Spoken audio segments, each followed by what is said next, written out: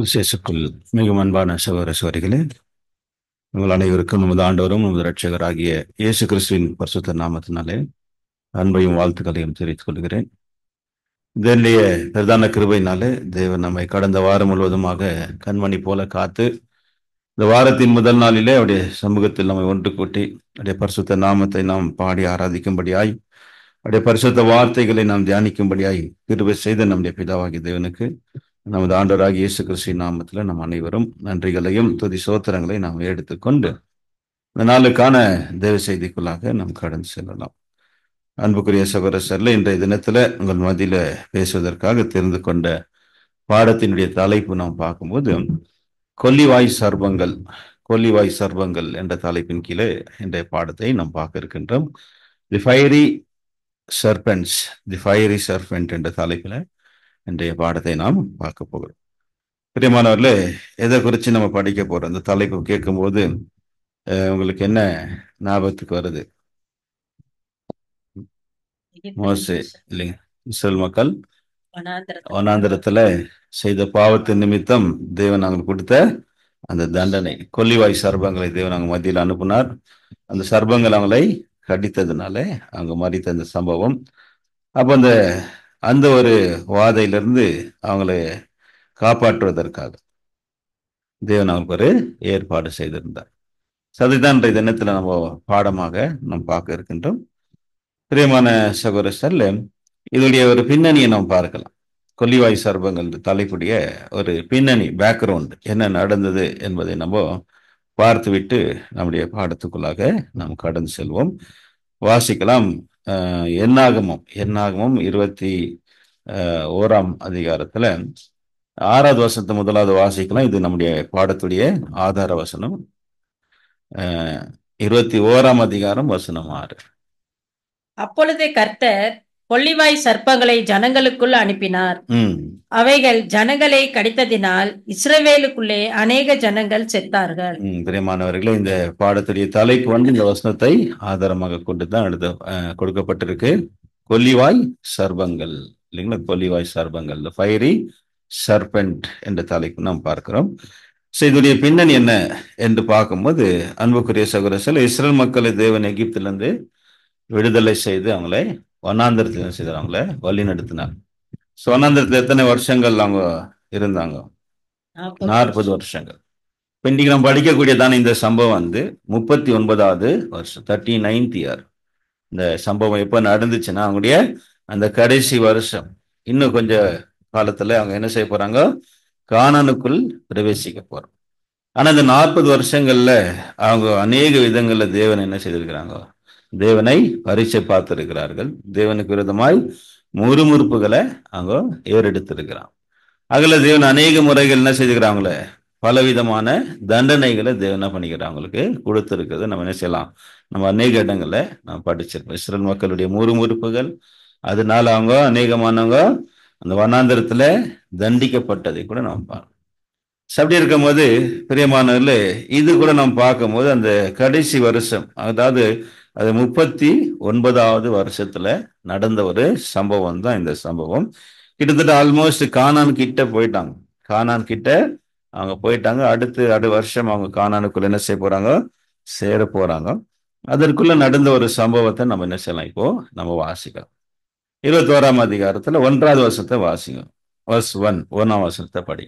வேவுக்காரர் காண்பித்த வழியாக இஸ்ரவேலர் வருகிறார்கள் என்று தெற்கே வாசம் பண்ணுகிற கானானியராகிய ஆரத் ராஜா கேள்விப்பட்ட போது அவன் இஸ்ரவேலுக்கு விரோதமாக யுத்தம் பண்ணி அவர்களில் சிலரை சிறைப்பிடித்து கொண்டு போனான். பாருங்க பிரியமானவர்களே, இப்ப சமீபமா போயிட்டு இருக்கிறாங்க கானான் கிட்ட. அப்ப இந்த விஷயத்த கானான் தேசத்துடைய ராஜா, கானான் ஆகிய ஆராத் ராஜா என்ன செய்யறான்? இதை கேள்விப்பட்டோம். ஓகே, கேள்விப்பட்டு என்ன செய்யறான்? இஸ்ரேலுக்கு விரோதமாக யுத்தம் பண்ணி அவர்களில் சிலரை சிறைபிடித்து கொண்டு போறான். சில பேரை கேப்சர் பண்ணிட்டு என்ன செய்யறான்? அந்த ஆராத் என்ற கானான் தேசத்துடைய ராஜா பிடிச்சிட்டான்.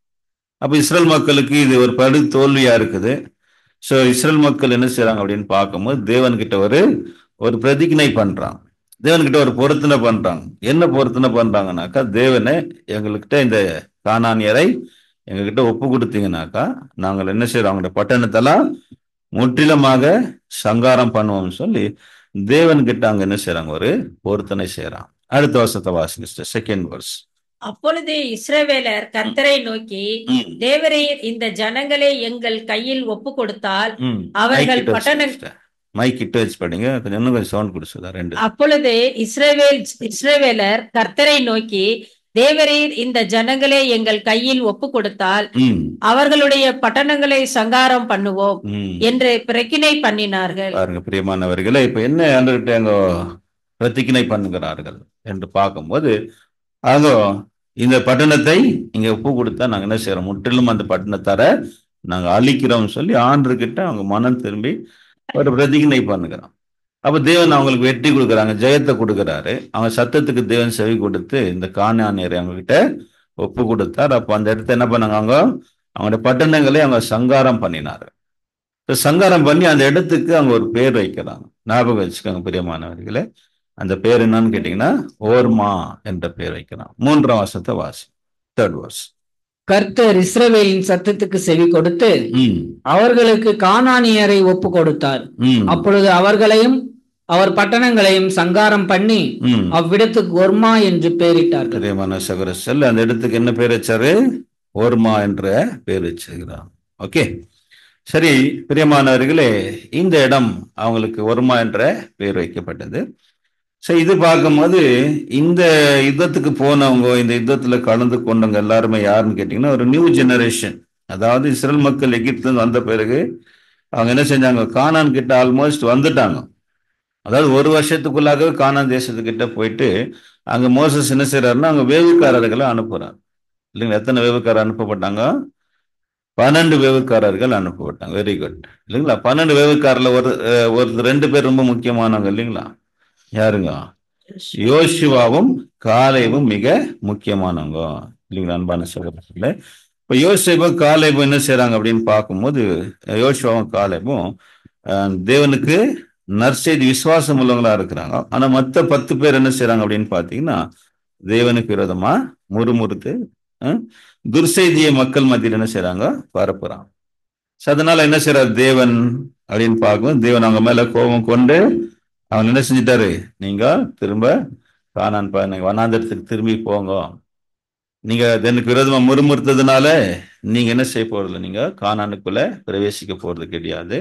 உங்களுடைய பிள்ளைகள் என்ன செய்வாங்க, கானானுக்குள்ள போவாங்கன்ட்டு தேவன் அவங்களுக்கு தண்டனை கொடுக்கிறார்.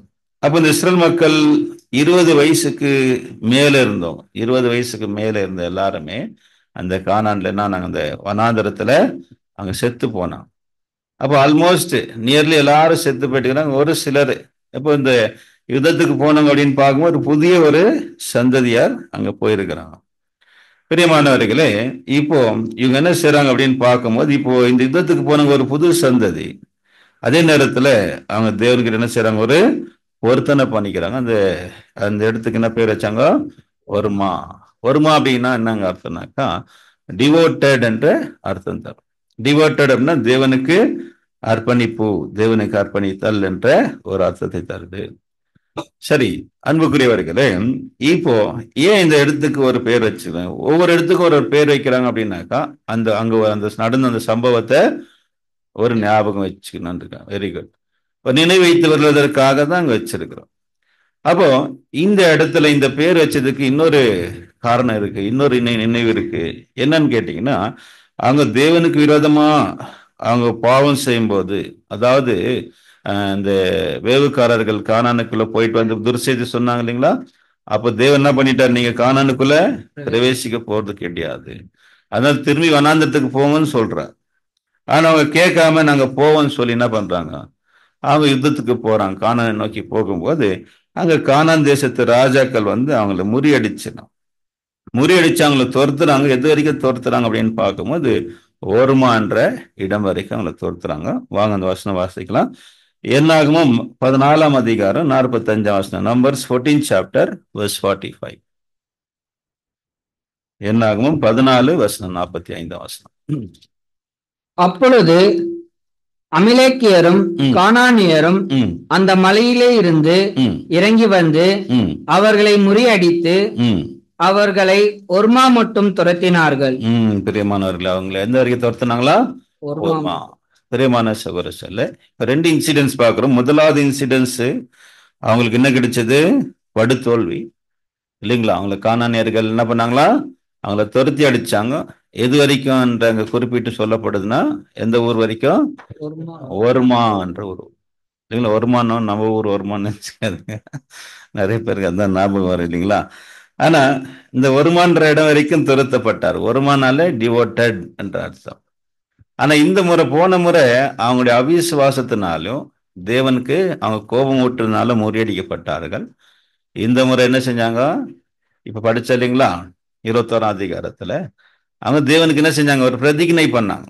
தேவனுக்கு ஒரு பிரதிஜ்ஞை, நாங்க ஒரு ஓவ் பண்ணிட்டு யுத்தத்துக்கு போகும்போது தேவன் அவங்களுக்கு என்ன கொடுத்தாரு? அதுக்கான அந்த பலனுக்கான அவங்க செய்த அந்த யுத்தம், நாங்க ஒரு புதிய ஒரு அர்ப்பணிப்புக்காக தேவன் அவங்களுக்கு ஜெயத்தை கொடுக்கிறாரு. பாருங்க பிரியமானவர்களே, இப்போ இவ்வளவு விசுவாசமா இந்த இஸ்ரேல் மக்கள் ரொம்ப சீக்கிரமாகவே என்ன ஆகுறாங்க? விசுவாசத்தை விட்டு விலகி போறோம். எப்பவுமே இஸ்ரேல் மக்களுடைய குணமே அப்படித்தான். அவங்களுடைய ஃபெய்த் எப்படி இருக்குன்னா, ஒரு ஸ்டேபிளாவே இருக்காது. நம்மள மாதிரியே இல்லைங்களா? கொஞ்ச நேரம் எப்போ விசுவாசமா இருப்போம், எப்போ விசுவாசத்தை விட்டு ஓடி போவோன்னு தெரியாது. இஸ்ரேல் மக்களுடைய வாழ்க்கை முழுவதும் நம்ம எடுத்து பார்க்கும்போது சில சமயங்கள்ல எப்படி விசுவாசத்தை காட்டுவாங்கன்னா, மலை போல காட்டுவாங்க. சில நேரங்கள்ல விசுவாசம் எங்க இருக்குன்னு தெரியாது. சரி, இந்த சம்பவத்துக்கு பிறகுதான் இன்னொரு சம்பவம் நடக்குது. இப்போ அதை நம்ம தொடர்ந்து வாசிக்கலாம். இப்ப 4வது வசனத்தை வாசிங்க, 4th verse. அவர்கள் ஏதோன் தேசம் சுற்றி போகும்படிக்கு ஓர் என்னும் மலையை விட்டு சிவந்த சமுத்திரத்தின் வழியாக. மைக்கில் வச்சு படிச்சுதான் அவங்களுக்கு கேட்கும். அந்த ஆன்லைன்ல இருக்கிற கிட்ட வச்சுக்கோங்க. அவர்கள் ஏதோன் தேசத்தை சுற்றி போகும்படிக்கு ஓர் என்னும் மலையை விட்டு சிவந்த சமுத்திரத்தின் வழியாய் பிரயாணம் பண்ணினார்கள். வழியின் நிமித்தம் ஜனங்கள் மனம் வடிவு அடைந்தார்கள். பாத்தீங்களா பிரியமான சகோதரர்களே, பின்னாயிட்டாங்களா? மனம் அடிவு அடைந்தார்கள். இப்போ அங்கிருந்து அவங்க ஏதோம் தேசத்தை சுற்றி என்ன பண்ண வேண்டியதா இருந்துச்சு? போக வேண்டியதா இருந்துச்சு. அப்போ அவங்க வழியின் நிமித்தம் என்ன ஆயிட்டுக்கிறாங்க? மனம் அடைவார்ந்து என்ன செஞ்சாங்க? 5ஆம் வசனம் வாசிங்க, 5th verse. ஜனங்கள் தேவனுக்கும் மோசேக்கும் விரோதமாய் பேசி, நாங்கள் வனாந்தரத்திலே சாகும்படிக்கு நீங்கள் எங்களை எகிப்து தேசத்திலிருந்து வர பண்ணிதனது என்ன? இங்கே அப்பமும் இல்லை, தண்ணீரும் இல்லை. இந்த அற்பமான உணவு எங்கள் மனதுக்கு வெறுப்பாய் இருக்கிறது என்றார்கள். பிரியமான சகோதரர்களே, இப்ப என்ன அவங்க செய்தாங்களா? ஜனங்கள் தேவனுக்கும் மோசேக்கும் விரோதமாக பேசி, நாங்கள் வனாந்திரத்துல சாகும்படி நீங்கள் எங்களை எகிப்து தேசத்திலிருந்து வர பண்ணினது என்ன? இல்லைங்களா? நம்ம ஆரம்பத்துல இருந்து இந்த வார்த்தைய ரிப்பீட்டடா பார்க்கலாம் இல்லைங்களா? இஸ்ரேல் மக்களுடைய அந்த 40 வருஷம் பயணத்துல இவங்களுடைய பிதாக்கள், அதாவது இப்ப நம்ம பார்த்துட்டு இருக்கிறது, இப்ப இங்க கானானுக்குள்ள போறது யாருன்னா ஒரு புதிய சந்ததி. ஓகேவா? அந்த 20 வயசு கீழே இருந்தவங்க இல்லைங்களா? இப்ப அவங்க தான் போகிறாங்க. இப்ப அவங்க கூட யாரை போல இருக்கிறாங்க? அவங்க பிதாக்களை போலவே இருக்கிறாங்க. அவங்க பிதாக்கள் எப்படி விசுவாசமா இருப்பாங்க, திடீர்னு நாங்க விசுவாசத்தை விட்டு விலகிடுவாங்க. அதே போல இங்கே அவங்க என்ன செய்யறாங்கனாக்கா, இங்க செய்யற ஒரு பாவம் ரொம்ப சிவியர் பாவமா இருக்கு. நம்ம எதுக்கு பின்னணி பார்த்துட்டு இருக்கிறோம்? இப்ப பாடத்துல எதுடைய பேக்ரவுண்ட் பார்த்துட்டு இருக்கிறோம்? கொல்லிவாய் சர்பங்களை தேவனை அனுப்புனார் இல்லைங்களா? அதுக்கான காரணத்தை தான் நம்ம இங்க பார்த்தோம். ஏன் தேவன் அங்க கொல்லிவாய் சர்பங்களை அனுப்பி அவங்கள தண்டிச்சாரு என்பதற்கான காரணம் தான் இங்க நாம் பார்க்கணும். இப்போதான் ஜஸ்ட் கொஞ்ச நேரத்துக்கு முன்னாடி தேவனுக்கு பொருத்தனை பண்ணி என்ன செஞ்சாங்க? ஒரு பெரிய யுத்தம் பண்ணி அந்த யுத்தத்துல ஜெயம் பெற்றார்கள். அதற்குள்ளாகவே அந்த சம்பவம் முடிஞ்சு கொஞ்ச நேரத்துக்குள்ளவே அங்க ஏதோம் தேசத்தை சுற்றி போக வேண்டியதுனால என்ன ஆயிட்டாங்க? எல்லாருமே மனம் அடைவிட. எல்லாமே அவங்களுக்கு எப்படி இருக்கணும்? இஸ்ரேல் மக்களுக்குனாக்கா எல்லாமே லக்ஸுரியா இருக்கணும், எல்லாம் கம்ஃபர்டபுளா இருக்கணும். டைமுக்கு சாப்பாடு கிடைக்கணும், நேரத்துக்கு தண்ணி கிடைக்கணும், நேரத்துக்கு எந்த ஒரு சிரமமும் கஷ்டமும் இருக்கக்கூடும் இல்லைங்களா? பிரியமான எந்த ஒரு ஆசீர்வாதத்தை நம்ம அடையணும் அப்படின்னா, எந்த ஒரு பொருளை நம்ம அடையணும்னாக்கா என்ன ஆகணும்? கஷ்டப்பட்டு தான். பிரயாசப்படாம கஷ்டப்படாம ஏதாவது கிடைக்குதுன்னா அது நிரந்தரமா இருக்காது, மற்றும் அதோடைய மதிப்பு நமக்கு தெரியாது. ஒரு பொருள் ஈஸியா கிடைச்சிச்சுனாக்கா அதோடைய வேல்யூ தெரியாது. ஏதாவது ஃப்ரீயா கொடுத்து பாருங்களேன், ஃப்ரீயா இருந்தா வாங்குவீங்க பார்த்தீங்கன்னாக்கா அதை நம்ம என்ன பண்ணுவோம், அவ்வளோ கேர் எடுக்க மாட்டோம். ஆனா காசு கொடுத்து வாங்கணும் அப்படின்னாக்கா நிச்சயமா அதுக்கான ஒரு இது. அதனால தேவன் அவங்களுக்கு இந்த ஒரு இதுடைய அவருடைய ஆசீர்வாதத்துடைய மதிப்பு அவங்க தெரிவிக்கிறதுக்காகத்தான் தேவன் இந்த கஷ்டத்தின் பாதையில என்ன பண்றாரு, இவங்களை நடத்துறார். தேவன் நினைச்சிருந்தா ஒரே நாள்ல அவங்களை என்ன செஞ்சிருக்கலாம், கானானுக்குள்ள கொண்டு போயிருக்கலாம். ஆனா இவங்க அதுக்கான ஒரு ப்ரிப்பரேஷன் இல்லை, அதுக்கான ஒரு மனநிலையில் அவங்க இல்லை. எப்படி இருந்திருக்கிறாங்க, ரொம்ப எல்லாமே ஈஸியாவே கிடைக்கணும்ன்ற ஒரு மனப்பான்மையில அவங்க இருந்திருக்கிறாங்க. சரி பாருங்க, இப்ப மனமடைவு அடைந்தது மாத்திரம் இல்லாமல் என்ன செஞ்சுக்கிறாங்க, தேவனுக்கு மோசைக்கு விரோதமாக பேசி, இல்லைங்களா, நாங்க வனாந்தத்துல சாவடிக்கவா எங்களை கொண்டு வந்தீங்க. பிரியமானவர்களே, தேவன் பாருங்க, தேவன் எப்படிப்பட்டவரு. தேவன் இல்லை இவங்க மேல எவ்வளவு அன்பு வச்சு இவங்களுக்காக தேவன் எவ்வளவு அற்புதங்கள் எல்லாம் செஞ்சு என்ன செஞ்சாரு, எகிப்துல இருந்து அவங்களை கொண்டு வந்தார். எகிப்துல 10 வாதைகளை செஞ்சு செங்கடலை 2ஆ பிளந்து அவங்கள 40 வருஷம் அவங்கள வழிநடத்தி வந்தாரு. ஆனா இவங்க என்ன சொல்றாங்க, எங்களை சாவடிக்கவா கொண்டு வந்தீங்கன்னு கேக்குறாங்க. அப்புறம் இங்க என்ன இல்ல, அப்பமும் இல்ல தண்ணீரும் இல்லைன்றான். பிரியமான சகோதரர்களே, நம்ம பார்த்தோம், அவங்களுக்கு தேவன் அப்பம் கொடுக்காம இருந்தாரா, சாப்பாடு கொடுக்காம இருந்தாரா? சொல்லுங்க, சாப்பாடு கொடுக்காம இருந்தாரா? இல்லைங்களா? டெய்லி என்ன ஆகும், டெய்லி இவங்க விதைக்கவும் இல்லை, அறுவடையும் செய்யல, இவங்க போய் விவசாயம் செஞ்சு எதுவுமே செய்யல, இவங்களுக்கு என்ன கிடைச்சிச்சு, மன்னாவை கொடுத்துட்டு இருந்தாங்க. இல்லைங்க, தேவனே 40 வருஷம் அற்புதமா அவங்கள போஷித்தாரு. தண்ணீரை கண்மலையில இருந்து தேவன் என்ன கொடுத்தாரு, அவங்களுக்கு தண்ணீரை வர பண்ணி அவங்களுக்கு குடிக்க தண்ணீர் கொடுத்தாரு. ஆனா இவங்களுடைய வார்த்தை என்ன சொல்லிட்டு இருக்கிறாங்க, இங்க என்ன இல்லை, அப்பமும் இல்லை தண்ணீரை இல்லைன்ட்டு தேவனுக்கு விரோதமா முறுமுறுக்கிறாங்க. அது மாத்திரம் என்ன சொல்றாங்க, இந்த அற்பமான உணவு எங்களுக்கு எங்கள் மனதுக்கு வெறுப்பா இருக்கு. எந்த உணவை பத்தி பேசிக்கிறாங்க, மன்னாவை பத்தி பேசுறாங்க. அன்புக்குரியவர்களே, மன்னா பத்தி நமக்கு தெரியலைங்களா, அது அற்பமான உணவா அப்படின்னு கேட்டா அது தேவதூதர்கள் சாப்பிடுற சாப்பாடு. பிரியமான சகோதரர்களே, அப்போ எவ்வளவு ஒரு நன்றி இல்லாத ஒரு ஜனமாக இவங்க இருந்திருக்கிறாங்க. தேவன்கிட்ட எவ்வளவு நன்மைகள் பெற்று கூட, ஆனா அவங்களுக்கு என்ன இல்லை, ஒரு திருப்தி இல்லை, ஒரு சாட்டிஸ்பாக்சன் கிடையாது. அதே நேரத்துல தேவனுக்கு என்ன இல்லை, ஒரு நன்றி சொல்றது. தேவன் எவ்வளவு விதத்துல நம்மளை வழி நடத்தினாலும் நம்ம அது இல்லை இது இல்லை எனக்கு குறையாவே இருக்குதுன்னு என்ன பண்ணிட்டுக்கிறோம், குறை சொல்லிட்டு இருக்கிறோம், இல்லைங்களா? அதெல்லாம் தேவனுக்கு விரோதமான முறுமுறுப்புகள். பிரியமானவர், சரி, இப்போ இந்த முறுமுறுப்பை பத்தி நம்ம பார்க்கும்போது, இது பிரியமான சகோதரர்கள், இது வரைக்கும் அவங்க செய்த முறுமுறுப்புகள் மோசைக்கும் ஆரோனுக்கு விரோதமான முறுமுறுப்புகளா இருந்துச்சு, இல்லைங்களா? யாருக்கு விரோதமா பண்ணிட்டு இருக்கிறாங்க, மோசைக்கும் ஆரோனுக்கு விரோதமான முறுமுறுப்பு. கிட்டத்தட்ட ஒரு 8 முறுமுறுப்புகளை பத்தி இங்க நம்ம அவங்களுடைய பதிவுல நம்ம பார்க்கலாம். அந்த இடங்கள் என்ன சொல்றதுன்னா, வசனம் அவர்கள் மோசைக்கும் ஆரோனுக்கு விரோதமாக முறுமுறுத்தாங்க அப்படின்ட்டு. ஆனா இந்த முறை யாருக்கு விரோதமா முறுமுறுக்கிறாங்க, டைரக்டா சொல்றாங்க. வசனம் சொல்லுது, ஜனங்கள் தேவனுக்கும் மோசைக்கும் விரோதமா முறுமுறுத்தோம். பிரியமானவர்களே, இப்ப ஏன் ஆரோனை இங்க சேர்க்கல, ஆரோனை இந்த இடத்துல ஏன் அவங்க சேர்க்கல? எப்பவுமே என்ன சொல்ல வசனம் என்ன இருக்குன்னா, அவர்கள் மோசைக்கும் ஆரோனுக்கு விரோதமா முறுமுறுப்பாங்கன்ட்டு இருக்கும். இந்த இடத்துல ஏன் ஆரோனை சேர்க்காம என்ன சொல்லிட்டுக்கிறாங்க, தேவனுக்கு மோசை அப்படின்னா அங்க ஆரோன் அங்க இல்ல. ஆரோன் ஆயிட்டாரு, ஆரோன் இறந்துட்டார். வெரி குட், ஆரோன் செத்துட்டாரு. ஒருவேளை இருந்திருந்தா அவர் என்ன பண்ணிருப்பாங்க, இந்த இது லிஸ்ட்ல சேர்த்து இருப்பாங்க. பிரியமானவர்ல, இவங்களுக்கு எந்த ஆதாயமும் கிடையாது. இவங்களை வழி நடத்துறதுனால மோசைக்கும் சரி ஆரோனுக்கும் சரி எந்த ஒரு ஆதாயமும் இல்லை. இவங்களை வழி நடத்துறதுனால இவங்க பட்டதெல்லாம் கஷ்டம்தான், இல்லைங்க? அவங்க கிட்ட அந்த ஜனங்க கிட்ட அநேக முறை கஷ்டப்பட்டான். மோசே ஒரு சில நேரங்களில் ஃபெட்டப் ஆயிட்டு இருந்தார். ஒரு சில நேரங்களில் மோசஸ் தேவன்கிட்ட சொல்வாரு, இந்த ஜனங்களை நான் பெத்தனா, இல்லைங்க, நான் பெத்தனான்ற அளவுக்கு சொல்லுவாங்க.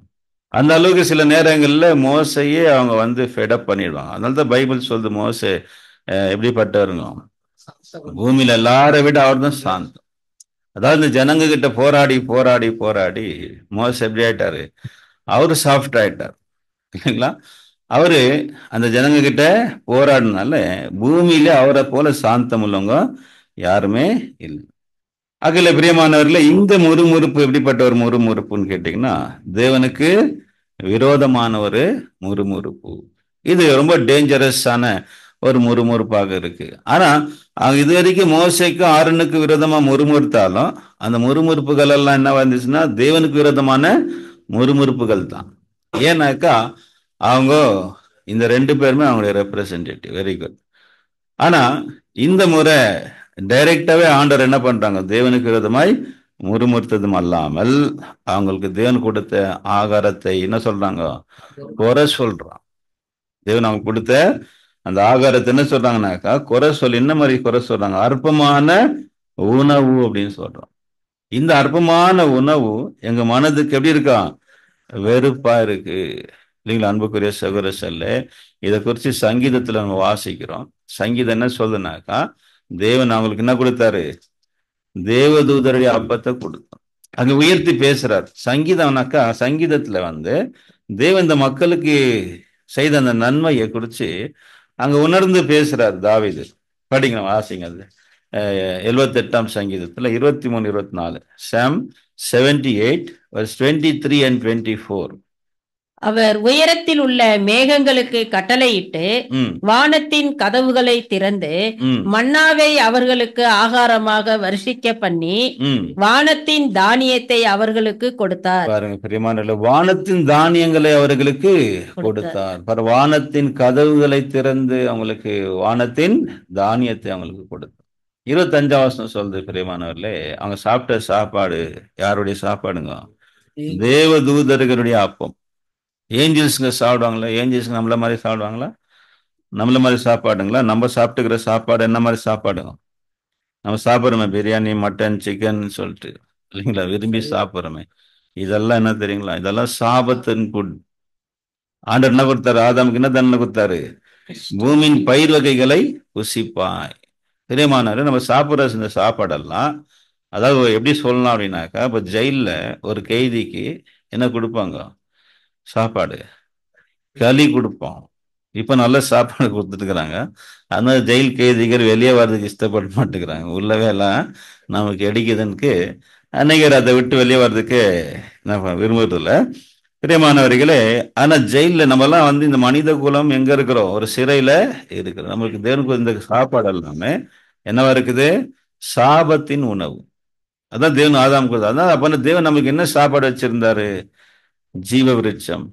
படிக்கிறார். தேவன் அவனுக்கு என்ன கொடுத்தாரு, ஜீவ விருட்சத்தின் கனிகளை தேவன் அவங்களுக்கு உணவாக கொடுத்துட்டு இருந்தாரு. அதுக்கப்புறம் இந்த சாபத்தினாலதான் தேவன் அவங்களுக்கு என்ன கொடுத்தாரு, பயிர் வகைகள் இல்லைங்களா, அரிசி, கோதுமை, இதெல்லாம் என்னங்க தானியங்கள், இதெல்லாமே ஒரு சாபத்தின் சாப்பாடு. ஆனா தேவன் இவங்களுக்கு கொடுத்த சாப்பாடுனாங்க, தேவதூதர்களின் அப்பத்தை மனுஷன் சாப்பிட்டான். அப்புறம் 25 படிங்க, வசனம் வாசிங்க. 25. தூதர்களின் அப்பத்தை மனுஷன் சாப்பிட்டான், அவர்களுக்கு ஆகாரத்தை பூரணமாய் அனுப்பினார்.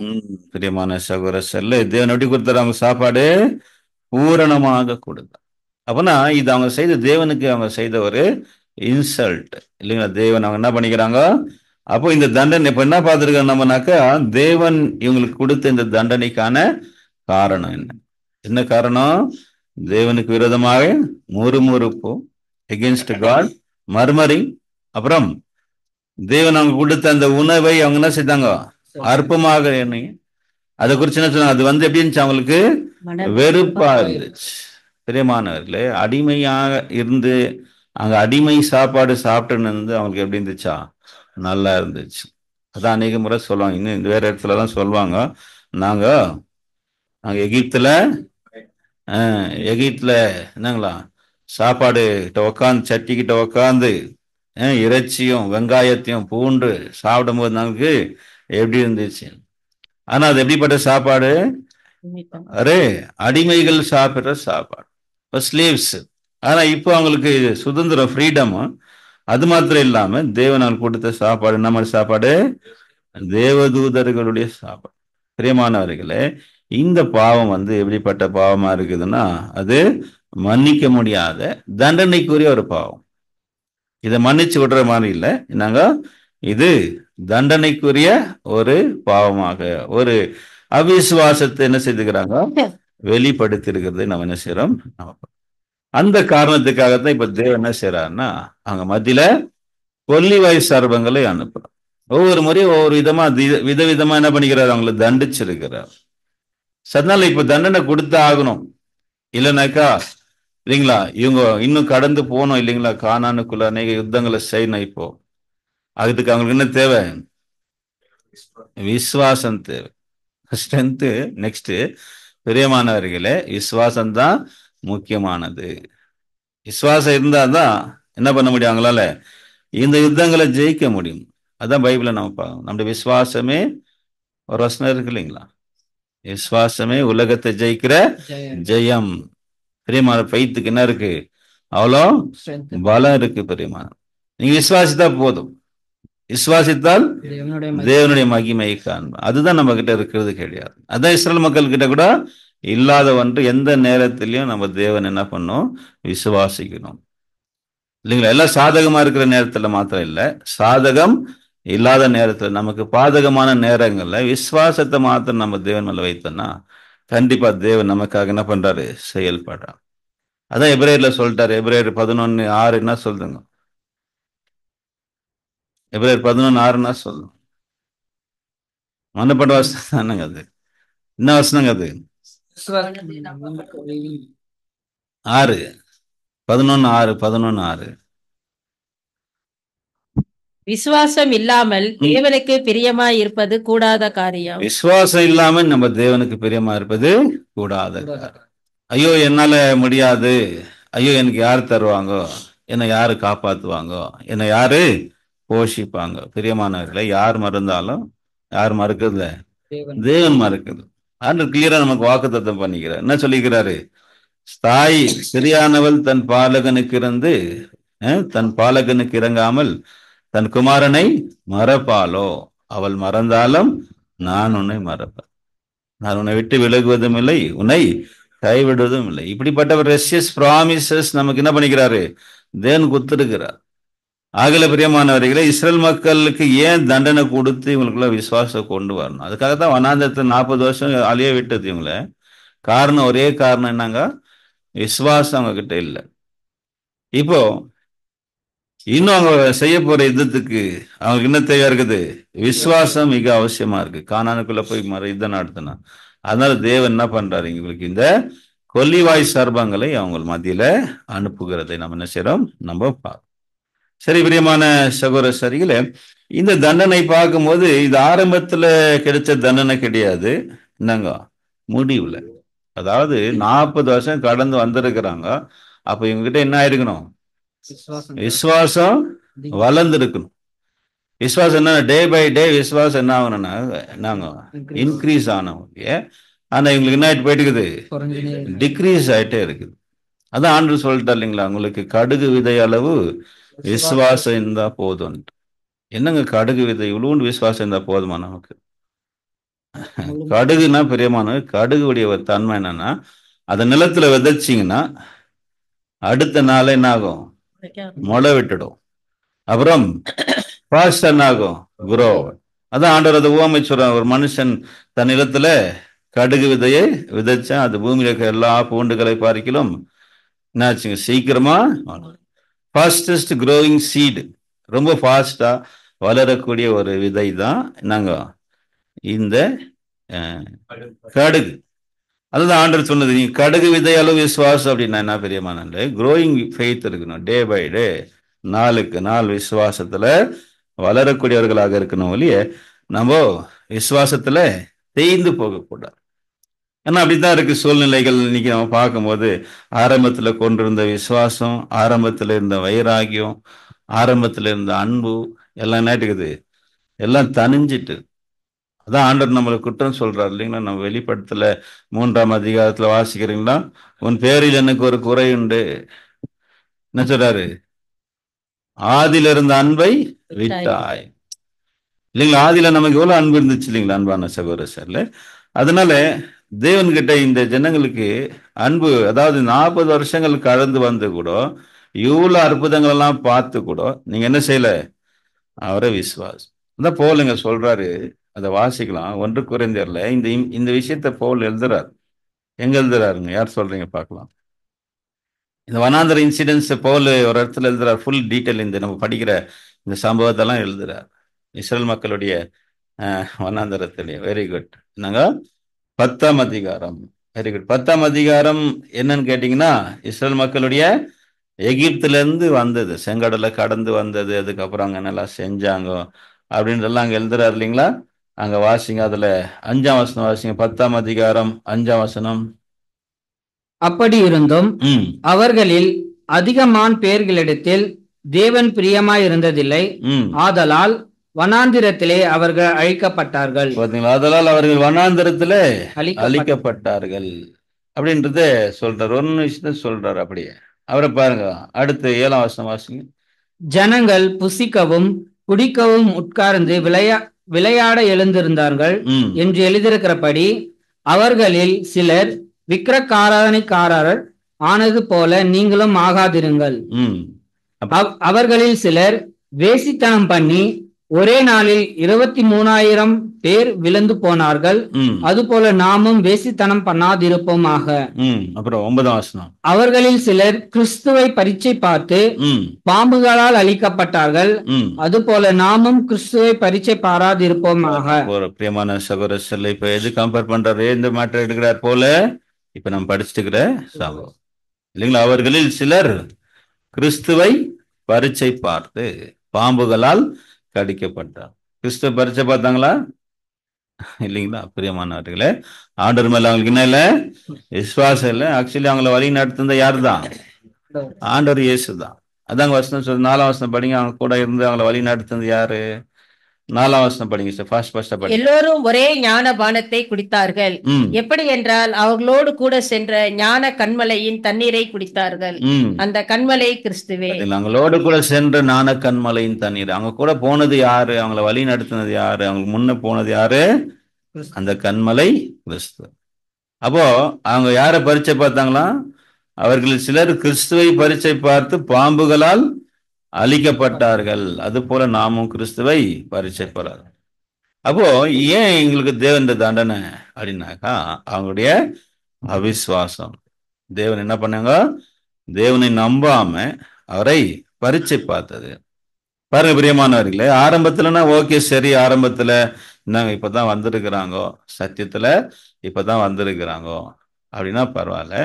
வந்து பல வருஷங்கள் ஆகி கூட இல்லைங்களா? பல வருஷங்கள்னா 40 வருஷங்கள் கிட்ட தேவனுடைய அற்புதத்தெல்லாம் கண்டு இருக்கிறாங்க, கண் கூட பார்த்து இருக்கிறாங்க. தேவன் அவங்களை எப்படி மிராக்கலா வழி நடத்தினாரு. இப்போ என்ன இருக்கணும்? அவங்க கிட்ட ஃபெய்த் இருக்கணும். அதனால இந்த தண்டனைக்கு அவங்க பாத்திரமா இருந்திருக்கிறாங்க. நெக்ஸ்ட் பாருங்க பிரியமான சகோதரர்கள், அது எல்லாரும் என்ன பண்ணிக்கிறாங்க? அழிக்கப்பட்டிருக்கிறோம். அங்க எல்லாருமே அதுல அநேகமானவங்க அதுல செத்தாங்க. அங்க யாரு முக்கியமா அதை செத்து இருக்கணும் அப்படின்னு பார்க்கும்போது யாரெல்லாம் இந்த முறுமுறுப்பாங்க. அதுல ஒரு சிலர் விசுவாசமானவங்களா இருந்திருக்கிறாங்க. மெஜாரிட்டி முறுமுறுக்கக்கூடியவங்க தான். ஆனா அதுல ஒரு சிலர் தேவனுக்கு பிரியமா இருந்திருக்காங்க. ஃபார் எக்ஸாம்பிள் அதான் நான் பார்த்தேன். இப்போ ஃபர்ஸ்ட் டைம் பார்த்தேன் இல்லைங்களா? கானானுக்கு வேவு பார்த்து போனவங்க 10 பேர்ல 12 பேர்ல 10 பேர் என்ன செஞ்சாங்க? முறுமுறுத்தாங்க. 10 பேரு முறுமுறுத்தார்கள். 2 பேர் என்ன பண்ணாங்க? விசுவாசமாக இருந்தாங்க. அப்படிதான் ஒரு சிறிய கூட்டம், ஒரு சின்ன கிளாஸ் ஃபெய்த்ஃபுல்லா இருக்கிறாங்க. ஓகேவா? அதனால இந்த பாம்புகளால் கடிக்கப்பட்டவங்க, மறிச்ச செத்தவங்க யாரெல்லாம் இந்த முறுமுறுப்புல ஈடுபட்டிருக்கிறாங்களோ அவங்க அதுல செத்து இருக்கிறாங்க. சரி, இப்போ அவங்க மத்தியில் என்ன அனுப்புனாரு? கொல்லிவாய் சர்பங்கள், ஃபைரி சர்பென்ட் அப்படின்னு சொல்லப்பட்டிருக்குல்ல. என்ன இந்த சர்பென்ட், இந்த பாம்பு, இப்படிப்பட்ட ஒரு பாம்பு, இது கடிச்சா என்ன ஆகும் அப்படின்னு பார்க்கும்போது, பிரியமானது, இது கடிச்சா நெருப்பு பட்டா நம்ம பாடியில எப்படி எரியமோ, தீக்காயம் எறிங்களா, தீக்காயம் ஏற்பட்டா எப்படி எரியமோ, அந்த மாதிரி இந்த பாம்பு கடிச்சா என்ன ஆகும்? அந்த மாதிரி ஒரு சிவியர் எரிச்சல் ஏற்படும். நெருப்பு பட்டா எப்படி எரியுமோ அந்த மாதிரி பர்னிங் ஒரு சென்சேஷன் ஆகும், பாடி ஃபுல்லா ஆயிடும். அது நாங்கள் ஒரு பாய்சனஸ் இல்லைங்களா? அதே நேரத்தில் இதோடைய டிரான்ஸ்லேஷன் இன்னும் அந்த கிரீக் டிரான்ஸ்லேஷன் பார்க்கும்போது டெட்லி சர்பென்ட் அப்படின்னு சொல்லப்பட்டிருக்கு. இதுல லத்தீன்ல பார்க்கும்போது இது பர்னிங் சர்பெண்ட் அப்படின்னு சொல்லப்பட்டிருக்கு. அங்கே இது என்ன சொல்றாங்க அப்படின்னு பார்க்கும்போது, என்ன ஒரு விதமான பாம்பு இது இப்படி இருக்கா அப்படின்னு பார்க்கும்போது, எகிப்துல இந்த விதமான பாம்புகள் இருக்கு. உலகத்துல நிறைய விதமான பாம்புகள் இருக்கு இல்லைங்களா? ஒரு பாம்பு ஒரு விதமா இருக்கு. ஒவ்வொரு பாம்புடைய விஷமும் ஒவ்வொரு விதமாக இருக்கு. இந்த பாம்பு என்னங்க, நாஜா ஹஜே ஆஃப் ஈஜிப்ட், எகிப்துல இருக்கக்கூடிய ஒரு வகையான பாம்பு. அப்ப இந்த பாம்புகள் சராமாரி என்ன இருக்குது, அங்க அங்க வந்திருக்குது. அங்க இவங்களை கடிச்சிருக்கிறதாக என்ன பண்ணப்படுகிறது, சொல்லப்படும். இது கடிக்கும் போது பாடியில என்ன ஆகும், ஒரு சிவியர் எரிச்சல், அதாவது நெருப்பு வச்சா அப்படி இருக்குமோ அந்த மாதிரி உடம்பெல்லாம் ஆகும், தக தகன்னு எரியக்கூடியதாக இருக்கும் அப்படின்றத நாம் பார்க்கணும். சரி, பாருங்க பிரியமானவர்களே, அதனால தேவன் இந்த பாம்புகளை அனுப்பி என்ன செய்தாங்களே, அந்த பாம்புகள் அவங்கள கடிச்சதுனால அநேகர் அதுல செத்ததாக நம்ம என்ன பண்றோம், நம்ம வாசிக்கிறோம் இல்லைங்களா? இந்த வசனம் வாசிக்கலாம். 6ஆம் வசனம் படிங்க மறுபடியும். 21ஆம் அதிகாரம், என்னாகும் 21 வசனம் 6. அப்பொழுது கர்த்தர் கொள்ளிவாய் சர்ப்பங்களை ஜனங்களுக்குள்ளே அனுப்பினார். அவைகள் ஜனங்களை கடித்ததினால் இஸ்ரவேலர்களுக்குள்ளே அநேக ஜனங்கள் செத்தார்கள். அநேக ஜனங்கள் செத்ததாக நம்ம பார்க்கணும். பாருங்க பிரியமான சகோதரர்களே, அப்போ இங்க 2 இன்சிடென்ட்ஸ் நம்ம பார்க்கிறோம். இங்க இவங்க செஞ்ச இந்த பாவத்துல நம்ம லிஸ்ட்ல இங்க என்ன சேர்த்துட்டு இருக்கிறோம், என்னென்ன பாவம் செஞ்சாங்க இந்த இடத்துல, தேவனுக்கு விரோதமா முறுமுறுத்து தேவன் கொடுத்த அந்த மன்னாவை அவங்க என்ன செஞ்சாங்க, அற்பமான உணவு, இது எங்களுக்கு என்னவா இருக்கு, வெறுப்பா இருக்குது. சாப்பிட்டு என்ன இருக்குது, எங்களுக்கு வெறுப்பா. எங்களுக்கு என்ன தேவை, இறைச்சி தேவை எங்களுக்கு இல்லைங்களா? எங்களுக்கு இறைச்சி சாப்பிட்டு அவங்களுக்கு இப்ப என்ன தேவையா இருக்குது, இறைச்சி தேவையா இருக்குது. அதுக்கு கேட்கலாம் ஆண்டவர்கிட்ட. ஆண்டு என்ன பண்ணலாம், ஆண்டு நம்முடைய உணர்வுகளை அறிந்தவரா இருக்கிறாரு. ஆனா அவங்க கேட்கலாம். ஆனா இவங்க என்ன பண்ணாங்க, முறுமுறுக்கு கேட்கலாம். பிரியமானவர்களே, தேவன் நம்முடைய நியாயமான விருப்பங்களை என்ன செய்றாரு, நிறைவேற்றுறார். நியாயமான நமக்கு தேவையானத தேவன் என்ன பண்றாரு, நிச்சயமா அவர் கொடுப்பார். அதான் ஆண்டவர் இயேசு கிறிஸ்து சொல்றார், பொல்லாதவர்களாகி நீங்கள் உங்கள் பிள்ளைகளுக்கு நல்ல ஈவுகளை கொடுக்கும்போது. உங்ககிட்ட உங்க பிள்ளைகள் அப்பம் கேட்டா நீங்க கல்லை கொடுப்பீங்களா, அல்லது நீங்க மீனை கேட்டா பாம்பை கொடுப்பீங்களா இல்லைங்களா? அப்போ முட்டையை கேட்டால் தேலை கொடுப்பீங்களா? நீங்களே பொல்லாதவர்களாகி நீங்களே உங்க பிள்ளைங்களுக்கு நல்ல ஈவுகளை கொடுக்க அறிந்திருக்கும் போது பரமபிதா தம்மை நோக்கி வேண்டிக்கிறவங்களுக்கு நன்மையை கொடுப்பாரு. அந்த மாதிரி ஒரு பிதாவாகிய தேவன் தான் நம்ம பெற்றிருக்கிறோம். அதனால இந்த ஜனங்க பாருங்க பிரியமானவர்களே, அப்போ தேவன் இவங்களுக்கு கொடுத்திருக்க இந்த சாப்பாடு என்ன சாப்பாடு, அவங்களுக்கு ஆரோக்கியமான ஒரு ஃபுட்டு. அவங்களுக்கு அந்த தேவை, அந்த வனாந்தர பயணத்துல அவங்களுக்கு பலத்துக்கும் அவங்களுடைய ஹெல்த்துக்கும் அது அவசியமாக இருந்ததுனால தேவன் அதை கொடுத்திருந்தார். அவங்களுக்கு இறைச்சி தேவைப்பட்டிருந்தா தேவன் நிச்சயம் அது என்ன பண்ணியிருப்பாரு, கொடுத்திருப்பார். தேவன் கொடுத்தா வாங்கிக்கணும், கொடுக்கலனாக்கா முறுமுறுக்கணும். கொடுக்கனாலன்னா தேவனுக்கு நன்றி சொல்லணும். அதுதான் தேவன் எதிர்பார்க்கக்கூடிய ஒரு கேரக்டர். அதான் நம்ம பார்க்கிறோம். யோபு கிட்ட கூட நம்ம அதுதான் பார்த்தோம். யோபு என்ன சொல்றாரு, கருத்தெடுத்த நன்மை பெற்றனா அவரிடத்துல தீமை பெற வேண்டாமா இல்லைங்களா? அவங்க மனைவி சொல்றாங்க, மனைவி என்ன சொல்றாங்க, யோபுடைய மனைவி, தேவனை தூஷித்து ஜீவனை விடுன்றாங்க. அவங்களுக்கு வரையும் நன்மை தான் வேணும். ஆக்சுவலி தேவன் அவருக்கு யோபு கொடுத்திருந்த நன்மை தான். அந்த சோதனை கூட என்னங்க, அவருக்கு நன்மை தான். பிரியமானவர், தேவன் அவருக்கு தீமை செய்யல இல்லைங்களா? அவருடைய அந்த தன்மையை தேவன் என்ன பண்றாரு, அவர் பொண்ணுன்றத நிரூபிக்கிறார். அவர் கோல்டுன்றது என்ன பண்றாரு, ப்ரூவ் பண்ணாதான். யோபு சொல்றாரு, நான் சோதிக்கப்பட்ட பின் சுத்த பொண்ணாக நான் விளங்குவேன். இந்த பரீட்சை என்னுடைய தன்மையை சோதிக்குது. நான் கோல்டா இல்ல பித்தளையான்றத சோதிக்குது. அதனால எந்த ஒரு டெஸ்ட் கூட பிரியமானவர்களே நம்ம வாழ்க்கையில் தேவன் அனுமதிக்கிறது எல்லாமே நன்மைக்கு. இது நான் கஷ்டப்பட்டுக்கிறேன், எனக்கு அது இல்லை இது இல்லைன்ட்டு எப்பவும் முறுமுறுக்காம, ஒருவேளை நமக்கு கஷ்டங்கள் இருந்தாலும் அதை யார்கிட்ட சொல்லணும், தேவன்கிட்ட சொல்லலாம். முறுமுறுக்கிறத விட்டுட்டு தேவன்கிட்ட சொல்லும் போது பிரியமானவர், முறுமுறுக்குனால எந்த ஒரு பிரயோஜனமும் கிடையாது. முறுமுறுக்குனால நமக்கு கிடைச்சிடமா, நம்ம விரும்புந்து நம்ம கஷ்டம்லாம் தீர்ந்துடுமா? கண்டிப்பா. அதான் போல் சொல்ற, நீங்க எல்லாவற்றையும் தேவன்கிட்ட என்ன பண்ணுங்க, தேவனிடத்துல விண்ணப்பத்துல நீங்க என்ன பண்ணுங்க, ஜெபம் என்ற ஒரு பெரிய ஒரு வழி தேவன் நமக்கு என்ன பண்ணிக்கிறார், ஏற்படுத்திக்கிறார். ப்ரேயர் இருக்கு இல்லைங்களா? ப்ரேயர்ன்றது தேவன் நமக்கு கொடுத்திருக்க ஒரு பெரிய ப்ரிவிலேஜ், ஒரு பெரிய ஸ்லாக்கியம், பிரியமான. இது மூலமா நம்ம என்ன பண்ணாலும் தேவனுக்கு என்ன பண்ணலாம், பெறலாம் இல்லைங்களா? பைபிளை நம்ம அநேகர் பார்த்துருக்கிறோம் இல்லைங்களா? அநேகர் ஜெபத்துல என்ன பண்ணிக்கிறாங்க, என்னென்னவோ சாதிச்சிருக்கிறாங்க. ஒரு இஸ்ரேல் மக்கள் அப்படி கூட செஞ்சிருக்கலாம். ஆனா உடனே என்ன ஸ்டார்ட் பண்ணிட்டாங்க, இங்க முறுமுறுத்தல் ஸ்டார்ட் பண்ணிட்டாங்க. வலிக்காக மாத்திரம் இல்லாம சாப்பாடு விஷயத்திலயும் என்ன பண்ணிக்கிறாங்க, தேவனை அவங்க முறுமுறுத்து தேவனை குறை சொல்ல ஆரம்பிச்சதுனால தேவன் இந்த மாதிரி ஒரு பனிஷ்மெண்ட் பாருங்க. இங்க ஒரு விஷயத்தை நம்ம கவனிக்க வேண்டிய ஒரு விஷயம் இருக்குது, அன்புக்குரிய சகோதரர்ல. என்ன அப்படின்னு கேட்டீங்கன்னாக்கா, தேவனுக்கு கொடுத்த மன்னா இல்லைங்களா, அவங்களுக்கு என்ன கொடுத்துச்சு, ஜீவனை கொடுத்துச்சு. பரலோகத்திலிருந்து வந்தது மன்னா, அவங்களுக்கு என்ன கொடுத்தது, ஜீவனை கொடுக்குது. இப்போ பூமியில இவங்களுக்கு தேவன் என்ன கொடுத்தாரு, தண்டனை கொடுத்தாரு இல்லைங்களா? அது என்ன கொடுத்துச்சு, அவங்களுக்கு மரணத்தை கொண்டு வந்தது இல்லைங்களா? அதுல பிரியமான சகோதரர்ல, இந்த சர்பெண்ட் இல்லைங்களா, அவங்களை கடிச்சதுனால அவங்களுக்கு என்ன கொடுத்தது, மரணத்தை கொண்டு வந்தது. நம்ம என்ன செய்றோம், ஆம்பா. இன்னொரு விஷயத்த இங்க கவனிக்கணும் பிரியமானவர்களே. என்ன இந்த இன்னொரு விஷயம் அப்படின்னு கேட்டீங்கன்னா, இவங்க எங்க போயிட்டுக்கிறாங்க, கானான் கிட்ட போயிட்டுக்கிறாங்க. டோர் ஸ்டெப், அதாவது வாசப்படி கிட்ட போயிட்டுக்கிறாங்க.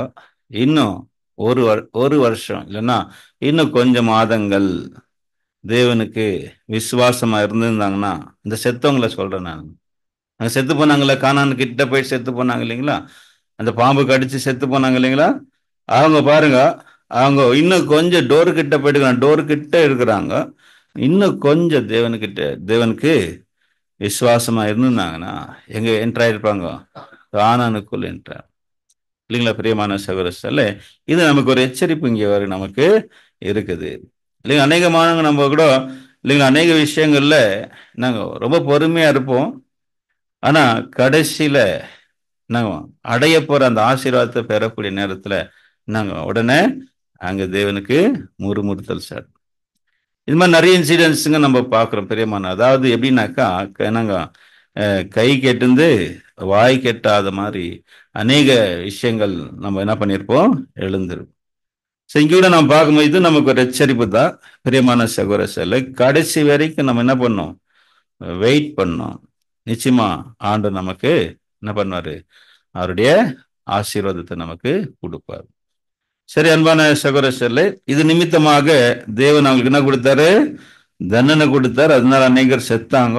ஆனா உடனே அவங்க என்ன செய்யறாங்க, உணர்றாங்க. ஒரு சிலர் உணர்றாங்க, சில பேர் ரியலைஸ் பண்ணிட்டு யார்கிட்ட ஓடியாடுறாங்க, மோசஸ் கிட்ட வராங்க. யார்கிட்ட வராங்க, மோசஸ் கிட்ட வந்துட்டு என்ன சொல்றாங்க, எங்களை காப்பாற்ற சொல்லி கேட்க, நாங்க பாவம் செஞ்சுட்டு எங்களை காப்பாற்றணும். வாசிங்க 7ஆம் வசனத்தை வாசிங்க, 7th verse. அதனால் ஜனங்கள் மோசேயினிடத்தில் போய், நாங்கள் கர்த்தருக்கும் உமக்கும் விரோதமாய் பேசினதனால் பாவம் செய்தோம், சர்ப்பங்கள் எங்களை விட்டு நீங்கும்படி கர்த்தரை நோக்கி விண்ணப்பம் பண்ண வேண்டும் என்றார்கள். மோசே ஜனங்களுக்காக விண்ணப்பம் பண்ணினான். பாருங்க பிரியமானவர்களே, இங்க மோசையை பத்தி நாம் பார்க்கும்போது இப்போ அவங்க என்ன செய்றாங்க, ஜனங்கள் மோசே கிட்ட இடத்துல போய் நாங்கள் கர்த்தருக்கும் உமக்கும் விரோதமாக பாவம் செய்தோம். உடனே என்ன உணர்றாங்க, தாங்க தப்பு செஞ்சதை உணர்ந்து அவங்க எல்லாரும் அவங்க மோசஸ் கிட்ட கேட்கறாங்க. அப்போ மோசஸ் என்ன செய்றாரு, எங்களுக்காக விண்ணப்பம் பண்ண வேண்டும் என்றார்கள். மோசே ஜனங்களுக்காக விண்ணப்பம் பண்ணும். நம்மளா இருந்தா என்ன பண்ணிருப்போம், நம்மளா இருந்தா பிரேயர் பண்ணியிருப்போம் அந்த ஜனத்துக்காக. கண்டிப்பா உங்களுக்கு அப்படித்தான் ஆகணும். எல்லாரும் என்ன பண்ணுங்க, இன்னும் பாம்பு கடிக்கிட்டவங்களன்னு சொல்லி நம்ம அந்த நேரத்துல நம்முடைய கோபத்தை அங்க வெளிப்படுத்திருப்போம். பிரியமானவர்களே, மோசஸ் அப்படிப்பட்ட ஒரு லீடரே இல்லைங்க. பைபிளை நாம் பார்க்கும்போது மோசஸ் எப்படிப்பட்ட ஒரு சிறந்த ஒரு லீடரா இருந்திருக்கிறாரு அப்படின்னு பார்க்கும்போது, ஜனங்களுக்காக எப்பவும் விண்ணப்பம் பண்ணுவார். எந்த அளவுக்குன்னா, ஒரு இடத்துல இஸ்ரேல் மக்கள் அந்த கன்றுக்குட்டியை உண்டாக்குனாங்க இல்லைங்களா, அந்த இடத்துல நீங்க படிச்சு பாருங்க பிரியமா, 32ஆம் அதிகாரம் யாத்திராகமத்துல. அப்ப மோசஸ் தேவனுக்கு பயங்கர கோவம் வந்துருச்சு இந்த இஸ்ரேல் மக்கள் மேல். ஆண்டவர் ஒரு வார்த்தை சொல்றாரு மோசஸ் கிட்ட, நீ கொஞ்சம் ஒதுங்கிக்கோ, நான் இந்த மக்களை ஒரே ஒரு நிமிஷத்துல அதான் பண்ணிடுறேன்ட்டார். ஒரே நிமிஷத்துல எல்லாரையும் அழிச்சிரு, உன்னை நான் ஒரு பெரிய ஜாதி ஆக்குறேன்ட்டேன். உடனே மோசஸ் ஓகே பண்ணாரா? சரி ஆண்டவர் அப்படியே செய்யணரா? உடனே மோசஸ் சொல்றாரு, இல்ல ஆண்டவரே அப்படி செய்யாதீங்கோ, நீங்க எகிப்துல இதுக்கு தான் எகிப்துல கூட்டின்னு வந்து இவங்களை அழிக்கிறதுக்காக தான் தேவன் கூட்டின்னு வந்தாருன்ட்டு உங்களுக்கு கெட்ட பேர் ஆயிடும். அப்புறம் நீங்க அப்ரஹாம், ஈசாக்கு, யாக்கோபுக்கு பண்ண அந்த ப்ராமிஸ், உன்னுடைய சந்ததி வானத்து நட்சத்திரத்து போல இருக்கும் நீங்க ப்ராமிஸ் பண்ணிருக்கிறீங்களே, அது என்ன பண்ணுங்க, அதை நினைச்சுக்கோங்க. அப்புறம் ஃபைனலா சொல்றாரு ஒரு வார்த்தை, ரொம்ப அருமையான ஒரு வார்த்தை, ஜீவ இந்த ஜனத்துடைய பாவத்தை மன்னித்தீரானால் மன்னித்தரலும், இல்லைன்னா ஜீவ புஸ்தகம். ஜீவ புஸ்தகத்திலும் பேரை கிறுக்கிறோம். இதான் ஒரு லீடர்ஷிப்புக்கான ஒரு குவாலிட்டி. மக்களுக்காக என்ன செய்யணும், தன்னை பின்பற்றவங்களுக்காக ஜீவனைய கொடுக்கக்கூடிய ஒரு குணம். அத மோசஸ் அவங்களுக்காக விண்ணப்பம் பண்ணாரு. உடனே தேவன் என்ன செய்றாரு, அதுக்கான ஒரு சொல்யூஷன் அங்க கொடுக்குறோம். என்ன கொடுத்தாரு அப்படின்றத நம்ம வாசிக்கலாம். இப்போ 8ஆம் வசனத்தை வாசிங்க, 8-9 வாசி. அப்பொழுது கர்த்தர் மோசேயை நோக்கி, ம் நீ ஒரு கொள்ளிவாய் சர்ப்பத்தின் உருவத்தை செய்து ம் அதை ஒரு கம்பத்தின் மேல் தூக்கி வை, ம். கடிக்கப்பட்டவன் எவனோ ம் அவன் அதை நோக்கி பார்த்தால் பிழைப்பான் என்றார். ம் அப்படியே ம் மோசே ஒரு வெண்கலத்தை உண்டாக்கி ம் வெண்கல சர்ப்பத்தை உண்டாக்கி அதை ஒரு கம்பத்தின் மேல் தூக்கி வைத்தான். ம் சர்ப்பம் ஒருவனை கடித்தபோது அவன் அந்த வெண்கல சர்ப்பத்தை நோக்கி பார்த்து பிழைப்பான். பாருங்க பிரியமான சகோதர சரிகளே, இப்போ இதுல இருந்து என்ன ஒரு சொல்யூஷன் பாருங்க. என்ன செய்யறாருன்னா, இதுக்கு ஒரு மாற்று மருந்து நாங்க கொடுக்குறோம். என்ன இந்த மெடிசன் அப்படின்னு பார்க்கும்போது, ஆண்டவர் மோசஸ் சொல்றாரு, நீ ஒரு வெண்கல சர்பத்தை உண்டாக்கி என்ன செய், அதை ஒரு கம்பத்தின் மேல் தூக்கி வை, ஒரு கம்பத்து மேல தூக்கி வை, கடிக்கப்பட்டவன் எவனோ அவன் அதை நோக்கி பார்த்தால் பிழைப்பான். யாரெல்லாம் பாம்பு கடிச்சிட்டோ உடனே அவங்க என்ன பண்ணலாம், அந்த வெண்கல சர்பத்தை அவர் நோக்கி பார்த்தாரு அப்படின்னாக்கா என்ன ஆயிடுவாரு, அவன் பிழைப்பான். அப்ப யாரெல்லாம் நோக்கி பார்த்தார்களோ அவங்க எல்லாருமே பிழைத்தார்.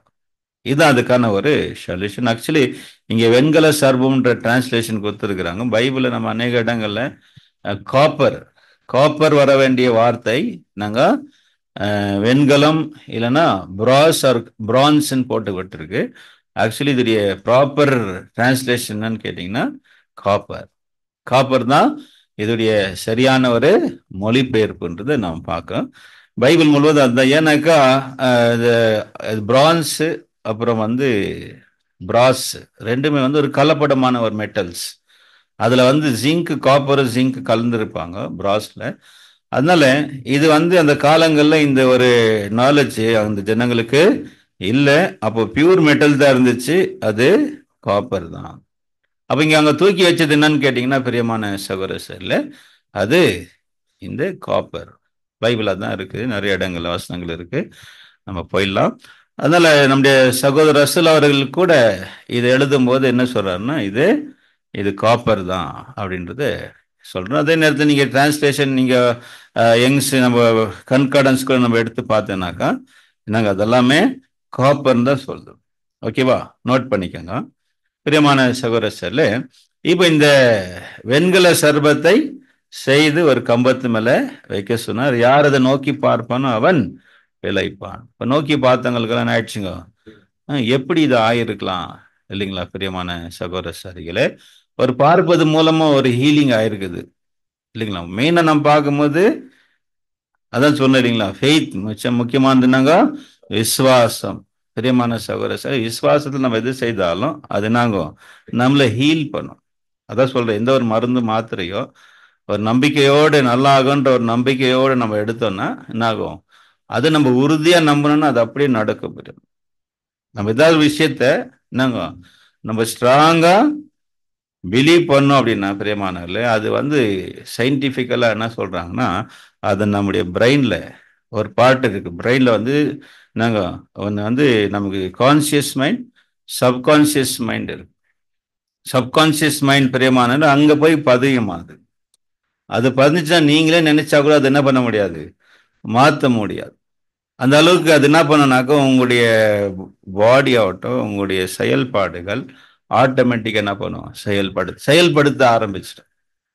அதான் சொல்லுவாங்க, அதை வந்து நீங்க எப்பவுமே அந்த விஷயத்த ஒரு சப்கான்சியஸ் மைண்ட்ல என்ன பண்ணும், பதிவு செய்யணும். அதுக்கு ரொம்ப ஒரு பவர் இருக்கு.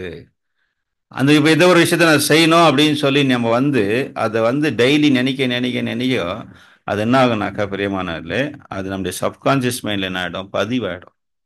பாருங்க, சில நேரம் நம்ம நினைச்சது என்ன பண்ணியிருப்போம், சாதிச்சிருப்போம். ஏன் எப்படி சாதிச்சுட்டா அது மாத்திரம், ஏன் சிலது நம்மளால செய்ய முடியறதில்ல அப்படின்னு பார்க்கும்போது, பிரியமானவர்கள ஒரு விஷயத்தை நம்ம சாதிச்ச அந்த விஷயங்களை பத்தி நம்ம எடுத்து பார்க்கும்போது, அதை பத்தி எப்போது என்ன பண்ணியிருப்போம், நம்ம திங்கிங் பண்ணியிருப்போம். அதுக்கு ரொம்ப ஒரு பவர் இருக்கு. அதே மாதிரி தான் இங்க கூட நாம் பார்க்கும்போது இவங்களுடைய ஃபெய்த் ஒரு மெயினா அவங்களுடைய ஹீலிங்க்கு என்ன இருக்குது, ஒரு முக்கியமானதா இருக்கு. 90% அது மூலமா தான் ஹீல் ஆகுது. 10% தான் நம்ம எடுக்கக்கூடிய மருந்து மாத்திரைகள். ஸோ இங்கே அது கூட தான் தேவனுடைய வார்த்தையை அவங்க நம்புனால தான் அவங்களுக்கு என்ன இருக்குது, இங்க இந்த ஹீலிங் ஆயிருக்குது. பிரியமான சகோதர சரிகளே, ஸோ அது ஒரு விஷயம் பற்றி நம்ம என்ன செய்யலாம் இந்த இடத்துல சரி, இப்போ இதோடைய ஸ்பிரிச்சுவல் மீனிங்க்கு வரலாம். பிரியமானவர்கள், இதுதான் இங்க நடந்த அந்த சம்பவம் இல்லைங்களா. தேவன் அவங்க கொல்லிவாய் சர்பங்கள் எதுக்கு அனுப்புனாரு, அவங்களுடைய பாவம் இல்லைங்களா, முறுமுறுப்பு, தேவனை அவங்க இன்சல்ட் பண்ணது இல்லைங்களா, தேவன் அவங்களுக்கு கொடுத்த மன்னாவை அங்க என்ன பண்ணாங்க, அற்பமான உணவுன்னு சொல்லி இது பண்ணுங்க. சரி, இதுல தேவனுடைய பிளான் என்னவா இருக்குது அப்படின்றது நம்ம பார்க்கும்போது இது நமக்கு ரொம்ப எல்லாருக்குமே தெரிஞ்ச விஷயம் இல்லைங்களா. என்னங்க இது, இந்த வெண்கல சர்பம் யார குறிக்கக்கூடியதா இருக்குது, நம்ம ஆண்டவராகிய இயேசு கிறிஸ்து. ஏன்னா ஆண்டவர் இயேசு கிறிஸ்து என்ன பண்ணிக்கிறார், இதை குறித்து அவரே சொல்லியிருக்கிறார் இல்லைங்களா. யோவான் 3:14-15 ஆண்டவர் இந்த வெண்கல சர்பத்தை குறித்து என்ன பண்ணிக்கிறாரு, நமக்கு பேசியிருக்கிறத நம்ம வாசிக்கிறோம், படிக்கலாம். யோவான் 3:14-15. சர்ப்பமானது மோசையினால் வனாந்தரத்திலே உயர்த்தப்பட்டது போல மனுஷகுமாரனும் தன்னை விசுவாசிக்க. மைக் ஆன் பண்ணுங்க சிஸ்டர், மைக் ஆன்ல இருக்கா, ஆன் பண்ணு. சர்ப்பமானது மோசையினால் வனாந்தரத்தில் உயர்த்தப்பட்டது போல மனுஷகுமாரனும் தன்னை விசுவசிக்கிறவன் எவனோ அவன் கெட்டு போகாமல் நித்திய ஜீவனை அடையும்படிக்கு உயர்த்தப்பட வேண்டும். பாருங்க பிரியமானவர்களே, இதுதான் ஆண்டவர் இயேசு இங்க என்ன பண்றாரு, இங்க ரிப்பீட் பண்றாரு, கோட் பண்றாரு. என்ன சொல்றாரு, சர்வமானது மோசையினால் வனாந்தரத்துல உயர்த்தப்பட்டது போல மனுஷகுமாரனும் தன்னை விசுவாசிக்கிறவனும் அவன் கெட்டு போகாமல், அதாவது அழிந்து போகாமல் நித்திய ஜீவனை அடையும்படிக்கு என்னாகணும், அவரும் உயர்த்தப்பட வேண்டும். அதாவது எதை குறித்து பேசுறாருன்னா ஆண்டவர் இயேசு கிறிஸ்துடைய சிலுவை மரணத்தை பேசுறார்.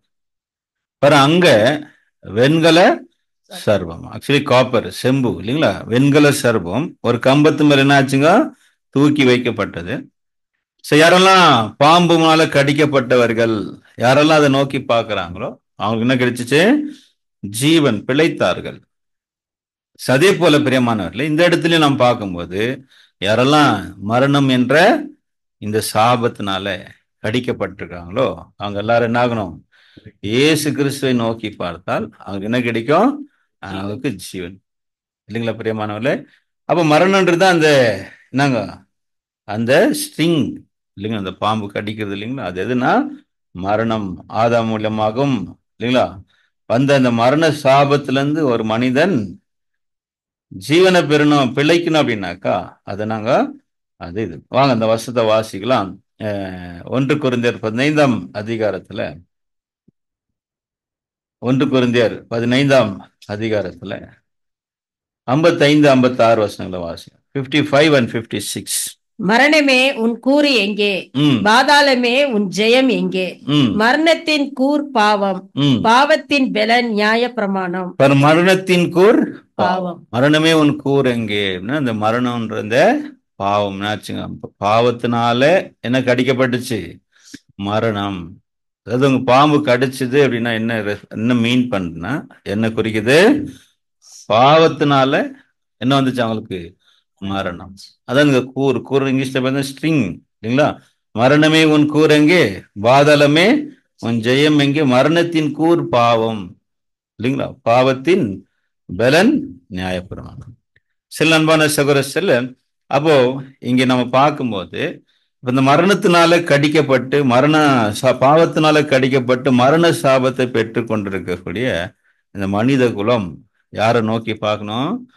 ஆண்டவராகிய இயேசுகள். சிலுவை மரத்துல பாருங்க, ரெண்டுமே பார்க்கும்போது கம்பரிசன்.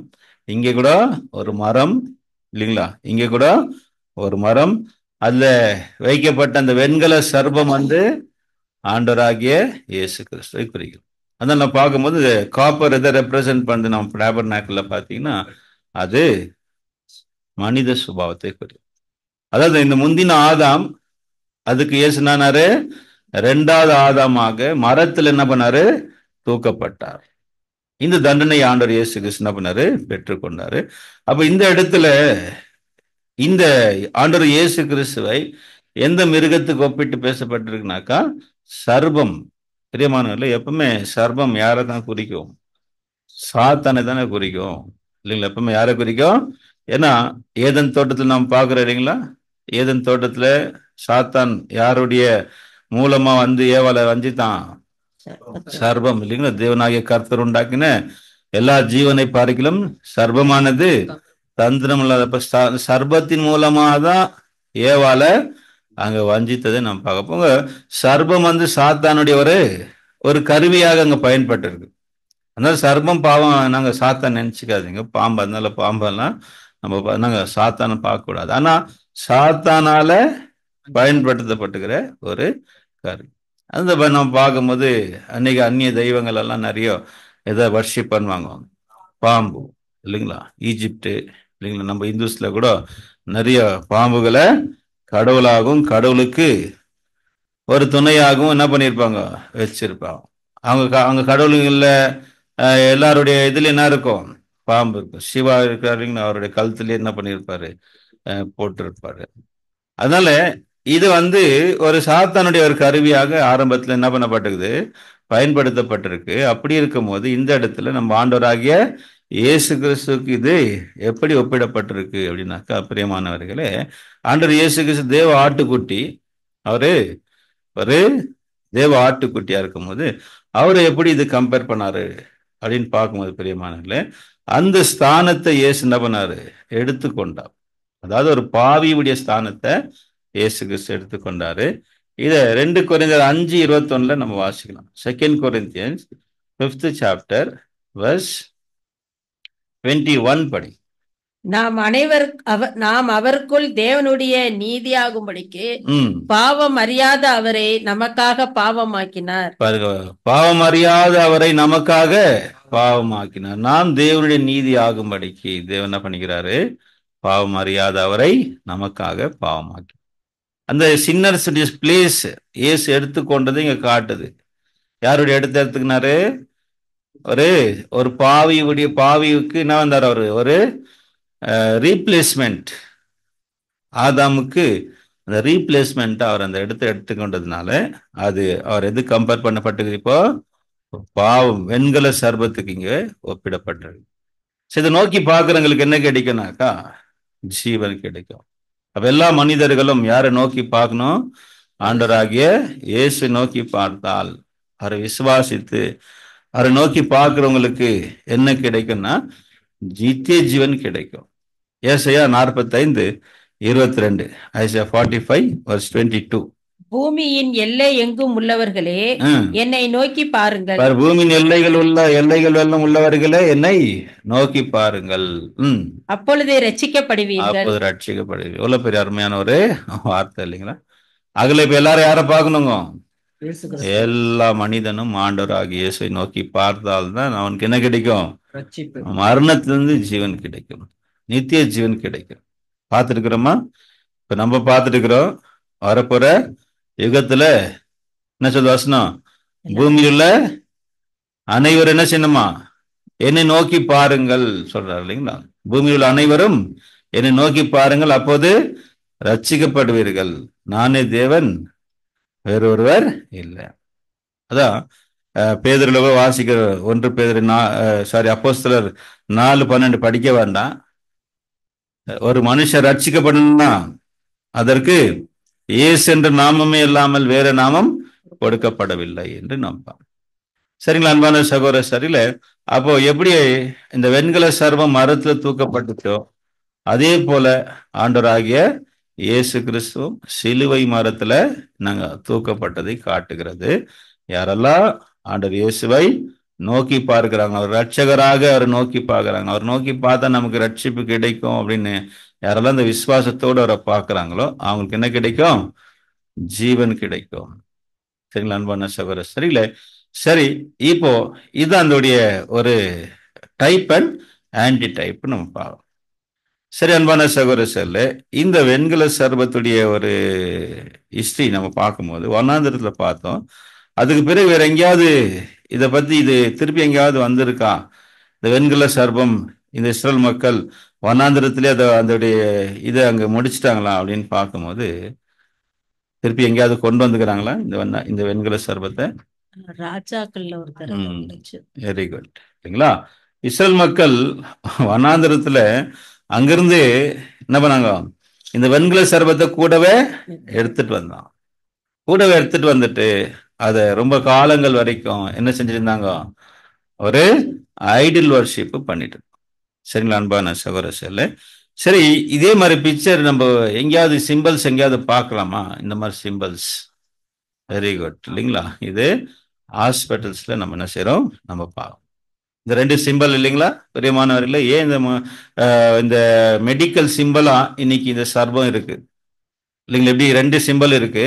ஒன்று வந்து என்னங்க, ரெண்டு பாம்பு இப்படி சுத்தி இருக்கிற மாதிரி ஒரு சிம்பிள் இல்லைங்களா? அப்புறம் இன்னொன்று வந்து இன்னும் ஒரு பாம்பு சுத்தி இருக்கிற மாதிரி. இதை வந்து கடிசியஸ் அப்படின்னு சொல்றாங்க. இது த ராட் ஆஃப் அக்லெப்பியஸ் என்று இதை சொல்லுவாங்க. என்ன இதோட ஹிஸ்டரி? இதான் பிரியமானவர்களே, என்ன ஒரு மிராக்கல்னா பைபிள்ல இருக்கக்கூடிய அந்த இன்சிடென்ட்டை பேஸ் பண்ணி தான் இதை எடுத்துக்கிறாங்க. ஆனா இது எடுத்ததுக்கான ரீசன் பார்க்கும்போது வேற ஒன்றும் இல்லை. இது வந்து ஆக்சுவலி கிரீக்குடைய ஒரு கடவுளுடைய ஒரு ஒரு உருவம் தான் இந்த ஒரு இது. கிரீக்கர்கள் வந்து இந்த சிம்பிள் என்ன பண்ணிருந்தாங்க? யூஸ் பண்ணிட்டு இருந்தாங்க. அதுல ஒருத்தர் யாருன்னு பார்த்தீங்கன்னா ஹெர்மஸ் அப்படின்றவர். இவர் வந்து மெசஞ்சர் ஆஃப் காட், தேவனுடைய ஒரு இதுவா இருக்கு இந்த சிம்பிள் நம்ம பார்க்கணும். அவர் என்ன செய்திருக்கிறான்னு பார்க்கும்போது ஒரு முறை அவர் பயணத்துல வழியில ரெண்டு பாம்புகள் என்ன பண்ணிருக்கு சண்டை போட்டுக்கும் போது இவர் அந்த குச்சியில என்ன பண்ணிக்கிறார்? அதை இது ஒரு கதை தான் பிரியமான, இது அவங்க நம்புறாங்க. அதனால இந்த சிம்பிளை தான் அவங்க யூஸ் பண்றாங்க. சரி, அதை என்ன பண்றது? அந்த குச்சியில அந்த பாம்புக்கு என்ன பண்ணிக்குது? அப்படியே சுத்திக்குது. அதுதான் அது அவர் என்ன பண்றாருன்னா அதை என்ன சொல்றாங்கன்னாக்கா, அந்த பாம்பு எப்படி தன்னுடைய தோலை உரிச்சுக்கின்னு தான் என்ன செய்யும்? ரீஃபார்ம் பண்ணியிருக்கோம் இல்லைங்களா? பாம்புடைய ஒரு தன்மை என்னங்க? அது தோலை உரிக்கும். அதாவது தன்னை புதுப்பித்துக் கொள்ளும், ரினியூ பண்ணிக்கும். மறுபடியும் அது ஸ்கின் எப்படி இருக்கும்? ஒரு புது ஸ்கின் மாதிரி இருக்கும். இது சிலதுக்கு தேவன் கொடுத்திருக்கிறாரு. அதனால பிரியமானவர்கள இதை வந்து த காட் ஆஃப் ஹீலிங் அப்படின்ட்டு இது என்ன பண்றாங்க நம்புறோம். இது என்னன்னு பாத்தீங்கன்னா த ராட் ஆஃப் ஆஸ்பிலியஸ் என்ற இந்த இதை பாத்தீங்கன்னா இது கிரீக்கருடைய ஒரு கடவுள். கிரேக்கருடைய கடவுள்கள் பார்க்கும்போது அதுல ஒரு கடவுள் பேர் தான் என்னங்கனாக்கா இந்த Asclepius, the son of Apollo. Apollo hospital இருக்கு இல்லைங்களா? அப்போலோ பேர் வச்சுக்கிறாங்க இல்லைங்களா? அப்போலோ பேர் ஏன் இவங்க வச்சிருக்கிறாங்க அப்படின்னாக்கா இது கிரேக்கர்களுடைய கடவுள் பெயரு. அந்த கடவுள் என்ன கடவுள்னாக்கா தி காட் ஆஃப் ஹீலிங், சுகப்படுத்தக்கூடிய ஒரு கடவுள். நம்ம இந்தியாவில் கூட இருக்கு. எல்லாத்துக்கும் ஒரு கடவுள் வச்சுக்கிறாங்களா? பணத்துக்கு ஒரு கடவுள், படிப்புக்கு ஒரு கடவுள் இல்லைங்களா? உயிரை கொடுக்கறதுக்கு ஒரு கடவுள், உயிரை எடுக்கிறதுக்கு ஒரு கடவுள். இப்படி 333 கோடி கடவுள்கள் இருக்கிறாங்க. அந்த மாதிரி கிரேக்கர்கள் நம்பிட்டு இருந்தாங்க. அவங்களுக்கு இந்த காட் ஆஃப் ஹீலிங் யார் அப்படின்னு பார்க்கும்போது இந்த அப்போலோ பிரியமானவர்களே. ஸோ அவங்களுடைய மகன் தான் இந்த ஆஸ்பெலஸ்ன்றவர். அதனால இந்த ஒரு சிம்பிள் அதுக்கு யூஸ் பண்ணிட்டு இருந்தாங்க பிரியமான சகோதரர்களே.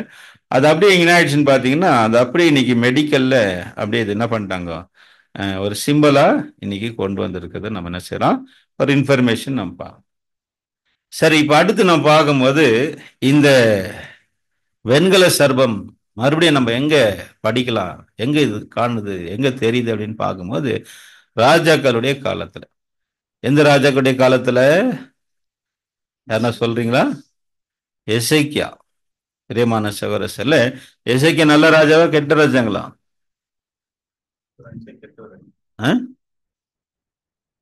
எசேக்கியா தேவனுக்கு பிரியமான ஒரு ராஜா தான். பிரியமான சகோதரர்கள, அதை நம்ம பார்த்தோம். எசேக்கியா பத்தி படிக்கும் போது உங்களுக்கு என்ன இன்சிடென்ட்ஸ் ஞாபகம் வருது? 15 வருஷம் தேவனோட ஜெபத்தை கேட்டு அவருக்கு என்ன பண்ணிக்கிறாரு? கூட்டி கொடுத்தாரு. சரி, நிறைய ரிஃபார்மேஷன் பண்றாரு. அதாவது இஸ்ரேல் மக்கள் விக்கிரக ஆராதனை செஞ்சுட்டு இருந்தாங்க இல்லைங்களா? அதுல அவங்க செஞ்ச அந்த விக்கிரக ஆராதனை பாவங்கள்ல இதுவும் ஒன்னாக இருந்துச்சு. என்னங்க, இந்த வெண்கல சர்பத்தையும் அவங்க என்ன பண்ணிட்டு இருந்தாங்க? வணங்கிட்டு இருந்தாங்க. அப்போதான் இதை அழிச்சு போட்டது யார் அப்படின்னு பார்க்கும்போது இந்த எசேக்கியா. வாங்க அது வாசிக்கலாம். 2 ராஜாக்கள் 18ஆம் அதிகாரம் 4வது வசனத்தை நம்ம வாசிக்கலாம். 2 ராஜாக்கள் 18:4. அவன் மேடைகளை அகற்றி சிலைகளை தகர்த்து விக்கிரக தோப்புகளை வெட்டி மோசே பண்ணியிருந்த வெண்கல சர்ப்பத்தை உடைத்து போட்டான். அந்நாள் மட்டும் இஸ்ரவேல் புத்திரர் அதற்கு தூபம் காட்டி வந்தார்கள். பாருங்க, பெரியமா, வெண்கல சர்ப்பத்தை உடைத்து போட்டான். அது வரைக்கும் அதை என்ன பண்ணுதான் இஸ்ரேல் மக்கள்? அந்த நாள் வரைக்கும் தூபம் காட்டு வனாந்தரத்துலயும் எடுத்துட்டு வந்துட்டு இல்லைங்களா, இங்க அதை கடவுளா வணங்கிட்டு இருந்திருக்குது. நம்ம என்ன செய்யறோம்? நம்ம பாக்குறோம் பிரியமானவர்களே. சரி, அப்போ அதுக்கு இந்த இடத்துக்கு என்ன பேர் வைக்கிறார்னா, படிங்க, கணினி பண்ணுங்க சிஸ்டர். அதற்கு நிகுஸ்தான் என்று பெயரிட்டான். அதற்கு நிகுஸ்தான் என்று பெயர் வைக்கிறார். ஓகேங்களா? நிகுஸ்தான் அப்படின்னா என்ன அப்படின்னு பார்க்கும்போது காப்பர் சர்பென்ட் அப்படின்ற அர்த்தத்தை தருது. பிரியமான சகோதரர்கள, சரி, இப்ப இஸ்ரேல் மக்கள் இந்த வெண்கல சர்பத்தை என்ன செஞ்சாங்க? தொடர்ந்து தங்க கூட கொண்டு வந்து அதை கடவுளா வணங்கிட்டு இருந்தாங்க அப்படின்னு பார்க்கும்போது, அதே போல நம்ம ஆண்டவராகிய இயேசு கிறிஸ்து வருகிறாரு. அந்த வெண்கல சர்பத்துக்கு ஒரு அடையாளமா, ஒரு நிழலாக நாம் பார்த்தோம் இல்லைங்களா? அப்படியே நம்ம கிறிஸ்டியானிட்டியில எடுக்கும்போது இந்த சிலுவை ஒரு ஆராதனை என்ன ஆயிடுச்சுங்க? அப்படியே ஸ்டார்ட் ஆயிடுச்சு. பிரியமானவர்களே, இயேசு சிலுவையில் அறியப்பட்டார், ஆமா. ஆனா அது என்னாகாது, அந்த சிலுவை ஒரு ஆராதனைக்குரிய ஒரு ஒரு சிம்பிளா என்ன ஆயிடுச்சுங்க? மாறிடுச்சு இல்லைங்களா? இயேசுடைய மரணத்துக்கு பிறகு, இயேசுடைய மரணத்துக்கு முன்பு பாத்தீங்கன்னா கிராஸ் சிலுவன்றது ஒரு சபிக்க, ஒரு அவமானமான ஒரு மரணம் அது கிராஸ் அப்படின்னாலே. ஆனா எப்ப ஆண்டவர் இயேசு கிறிஸ்து மறிச்சார், அதுல என்ன ஆச்சுங்க? அது ஒரு ஆராதனைக்குரிய ஒரு பொருளா, ஒரு சிம்பலா மாறிடுச்சு இல்லைங்களா? நம்ம பாக்குறோம் இல்லைங்களா? இன்னைக்கு கிறிஸ்துவர்கள் என்ன பண்றாங்க? சிலுவையை ஆராதனை செய்ய ஆரம்பிச்சு இல்லைங்களா? காலப்போக்கில் எப்படி சாத்தான் அங்கே ஒரு அடையாளத்துக்காக எடுத்து வைக்கப்பட்ட, அதை வர்ஷிப் பண்றதுக்காக அல்ல, அது ஆராதனை செய்வதற்காக அல்ல, அது ஒரு அடையாளத்துக்காக தேவன் அங்க வச்சிருந்தாரு. அதே போல இயேசு சிலுவையில் அறியப்பட்டதுனால அந்த சிலுவை என்ன ஆகாது? அந்த சிலுவை தேவன் ஆகாது, அந்த சிலுவை ஆராதனைக்குரியதா ஆகாது. ஆனா காலப்போக்கில் இந்த பேர் கிறிஸ்தவர்கள், அதுல முக்கியமா ரோமன் கேத்தலிக்ஸ் என்ன செய்ய ஆரம்பிச்சாங்க? சிலுவையை ஆராதனை செய்ய ஆரம்பிச்சோம் இல்லைங்களா? சிலுவைக்கு அவங்க எவ்வளவு முக்கியத்துவம் கொடுக்குறாங்க இல்லைங்களா? அந்த ஐடல் வர்ஷிப் பண்றாங்க இல்லைங்களா? அதுல என்ன முக்கியமா அவங்களுடைய அந்த சிலுவை இல்லைங்களா? அதுல கழுத்துல ஜெபம் மாலையில போட்டுக்கிறது. அந்த ஃபாதர் என்ன பண்ணுவாரு? சிலுவையை அங்க கொண்டு வருவார். சிலுவை முத்தம் கொடுக்கறது, இதெல்லாம் எப்படி அங்க இஸ்ரேல் மக்கள் மத்தியில நடந்துச்சு, அதே போல கிறிஸ்டியானிட்டியில என்ன ஆச்சுங்க? இந்த ஒரு வர்ஷிப்பு, ஐடல் வர்ஷிப்பு ஆரம்பமாச்சு. ஆக்சுவலி உண்மையான சிலுவை எது இல்லைங்களா? அதுதான் நம்முடைய இந்த பாடத்துடைய ஒரு கன்க்ளூஷன் இல்லைங்களா? ஆண்டவர் இயேசு சிலுவையை பத்தி அநேக இடங்கள் என்ன பண்ணிக்கிறாரு? பேசி இருக்கிறார் இல்லைங்க. நம்ம சுமக்க வேண்டிய சிலுவை எது, நம்ம அறியப்பட வேண்டிய சிலுவை எது, அதான் நமக்கு முக்கியம். இந்த மரத்திலேயே இருக்கிற இந்த பிளஸ் சிம்பிள் இருக்கு இல்லைங்களா? அது நமக்கு முக்கியத்துவம் இல்லை இல்லைங்க. அதனால சர்ச்சுக்கு போன உடனே ரோமன் கேத்தலிக்ஸ் என்ன செய்வாங்க? ஃபர்ஸ்ட் பிதா சுதன் பரிசுத்தர். யாராவது பிளஸ் பண்ணனா சிலுவையை தான் போட்டு என்ன பண்ற பிளஸ் பண்ற. பிரியமானவர்ல, அந்த சிலுவை ஒன்றும் கிடையாது இல்லைங்களா? அந்த சிலுவையில இயேசு அறியப்பட்டதுனால அது என்ன ஆகாது? அது ஆராதனை செய்ய வேண்டிய ஒரு பொருளாக ஆகாது. அது தேவன் வெறுக்கக்கூடிய ஒரு விஷயமா இருக்கு பிரியமானவர்களே, கிராஸ். அதனால இங்க நாம் பார்க்கும்போது அப்படி அன்னைக்கு இஸ்ரேல் மக்கள் செய்தான், அப்படியே போல இங்க என்னாச்சு? கிறிஸ்டியானிட்டிலும் வந்ததாக நாம் பார்ப்போம். ஆனா உண்மையாகவே நாம் எடுக்க வேண்டிய சிலுவை எது? அதான் ஆண்டவர் இயேசு கிறிஸ்து சொன்னார் இல்லைங்களா? இப்ப சிலுவை பத்தி நம்முடைய சிலுவை ஆண்டவர் இயேசு அநேக இடத்துல அப்போஸ்தலராலும் ஆண்டவர் இயேசு கிறிஸ்துவாலும் பேசப்பட்டார். அதனால நம்ம சுமக்க வேண்டிய சிலுவை எது, நம்ம அறியப்பட வேண்டிய சிலுவை எதுன்றதை நம்ம பார்த்து இந்த பாடத்தை முடிக்கலாம் வாங்க. மத்தேயு 16ஆம் அதிகாரம் 24ஆம் வருஷத்துல ஃபர்ஸ்ட் கண்டிஷன் இயேசு ஃபாலோ பண்ணனாலே நீங்க என்ன செய்யணும்ட்டாரு? சிலுவையை சுமந்து கொண்டு வரணும். என்ன கொண்டு வரணும்? சிலுவையை எடுத்து கழுத்துல போட்டுக்கிறது இல்லை இல்லைங்களா? இல்ல சிலுவையை எடுத்து முத்தம் கொடுக்கறது இல்லை. பிரியமான சகோதர சரிகளே, ஆண்டவர் சொல்லக்கூடிய இந்த சிலுவைன்றது ஒரு அடையாளமான ஒரு வார்த்தை, சிம்பாலிக் வேர்டு. சிலுவைன்றது ஒரு சிம்பாலிக் வேர்டு. ஏன்னா அந்த காலங்களில் அந்த சிலுவை எதுக்கு யூஸ் பண்ணுவாங்க? ஒரு குற்றவாளியை துன்புறுத்துறதுக்காக. ஒரு குற்றவாளி என்ன செய்யணும்? துன்புறுத்தணும், அவரை அவமானப்படுத்துறதுக்காக தான் அந்த கிராஸ் என்ன பண்ணுதாங்க பயன்படுத்திட்டு இருந்தாங்க. அதுதான் இயேசு கிறிஸ்து என்ன பண்ணிட்டாரு? அதை ஒரு சிம்பிளா ஒரு அடையாளமா பேசினார். எதுக்கு அடையாளமா? துன்பத்துக்கு, கஷ்டத்துக்கு, அவமானத்துக்கு. அது என்ன இருக்கு? ஒரு அடையாளமாக இருக்கு. இங்க ஆண்டவர் இயேசு யூஸ் பண்ணது ஒரு சிம்பாலிக். அது பிரியமானவர்களே, வாசிக்கலாம் வாங்க. இப்ப அதுக்கான சில வசனங்களை என்ன வாசிக்கலாம். மத்தேயு 16ஆம் அதிகாரம் 24ஆம் வசனத்தை வாசி. 16:24. அப்பொழுது இயேசு தம்முடைய சீஷர்களை நோக்கி, ஒருவன் என்னை பின்பற்ற வர விரும்பினால் அவன் தன்னை தான் வெறுத்து தன் சிலுவை எடுத்துக்கொண்டு என்னை பின்பற்ற கடவன். அநேக இடங்கள் ஆண்டவர் இயேசு இந்த வார்த்தையை யூஸ் பண்ணியிருக்கிறான். ஒருவன் என்னை பின்பற்றி வர விரும்பினால் என்ன எடுத்துட்டு வர சொன்னாரு? தன்னைத்தானே வெறுத்து சிலுவை எடுத்துக்கொண்டு என்னை பின்பற்ற. அப்ப சிலுவையை தூக்கிட்டு போலாமா? ஒரு மரத்தால ஒரு சிலுவையை செஞ்சுட்டு டெய்லி கழுத்துல தூக்கிட்டு போலாமா? இல்ல எல்லாரும் பண்ற மாதிரி ஒரு கோல்டுலயோ இல்ல ஒரு சில்வர்லயோ பண்ணி கழுத்துல சுமக்கலாமான்னா இல்ல. பிரியமானவர்களே, நீங்க ஆண்டவர் சொல்ற சிலுவை நாங்க கிறிஸ்துவின் நிமித்தமான பாடுகள். அப்போ நமக்கு என்ன கட்டாயமா இருக்கும்? கட்டாயமா பாடுகள், கஷ்டங்கள், போராட்டங்கள் இருக்கும். கிறிஸ்துவை பின்பற்றணும்னு வந்துட்டாலே ஆண்டவர் என்ன சொல்லிட்டாரு? சிலுவை எடுக்கணும். அந்த சிலுவை ஒருத்தருக்கு ஒரு விதமா இருக்கலாம் இல்லைங்களா? பிரியமான சகோதரர்களே, ஒருத்தர் இல்லைங்களா ஆண்டவரை நேசிக்கிறதுனாலயோ ஆண்டவர் வழியில நடக்கிறதுனாலயோ நம்ம என்ன பண்ணிருக்கலாம்? அநேக துன்பத்தை அனுபவிச்சு கொண்டு இருக்கலாம். அதுல அது என்னவா இருக்குது? அது நமக்கு கொடுக்கப்பட்ட சிலுவை. பிரியமானவர்களே, அது எப்படி நம்ம சுமந்துட்டு போனோம்? அழுதுட்டு சுமந்துட்டு போனோமா கேட்டா இல்ல, சந்தோஷமா எடுக்கணும். அப்ப நிறைய பேர் அப்படித்தான் கம்ப்ளைண்ட் பண்ணுவாங்க. சில பேர் பார்க்கும்போது, ஆண்டவர் எனக்கு ரொம்ப என்ன பண்ணிட்டுக்கிறீங்க, கஷ்டத்தை கொடுத்துட்டு. ஒரு ஸ்டோரி ஒன்று சொல்லுவாங்க பிரியமானவர்களே.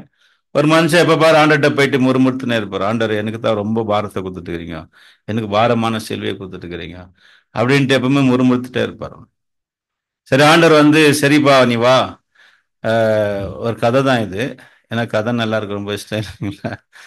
சத்தியம் சொன்னா எல்லாரும் தூங்குவோம். நம்ம எங்க கதை சொல்லுங்களேன், உடனே விழிச்சுக்குவோம், அலர்ட் ஆயிடுவோம். ஏன்னா நம்முடைய மைண்ட் அந்த மாதிரி. நம்முடைய மைண்ட் இருக்குல்லையா, நம்முடைய பிரெயின், அது எப்பவுமே நல்ல விஷயங்களுக்கு என்ன பண்ணாது? நல்ல விஷயத்துக்கு அலர்ட் கொடுக்காது, முக்கியத்துவம் கொடுக்காது இல்லைங்களா? கட்டுக்கதைகள் இந்த மாதிரி விஷயங்களுக்கு என்ன பண்ணும்? உடனே அலர்ட் ஆகும் பாருங்க, அட்டென்ஷன் ஆகிடும். அப்படியே எதுவும் இல்லாத கதையை சொன்னாங்க, உடனே அட்டென்ஷன் ஆகும். கொஞ்சம் அட்டென்ஷன் பண்றதுக்கு சொல்லி முடிச்சிடறேன். இது ஒரு ஹெல்ப்ஃபுல்லா இருக்கு நமக்கு. என்னன்னு கேட்டீங்கன்னா, அப்ப அவர் எப்ப பாரு ஆண்டர் என்ன பண்ணுவாரு? முறுமுறுத்துட்டே இருப்பார். ஆண்டரே என்னங்க, எனக்கு ரொம்ப பாரமான சிலுவையை கொடுத்துட்டு, எனக்கு ரொம்ப கஷ்டம் கொடுத்துட்டு இருக்கிறீங்க.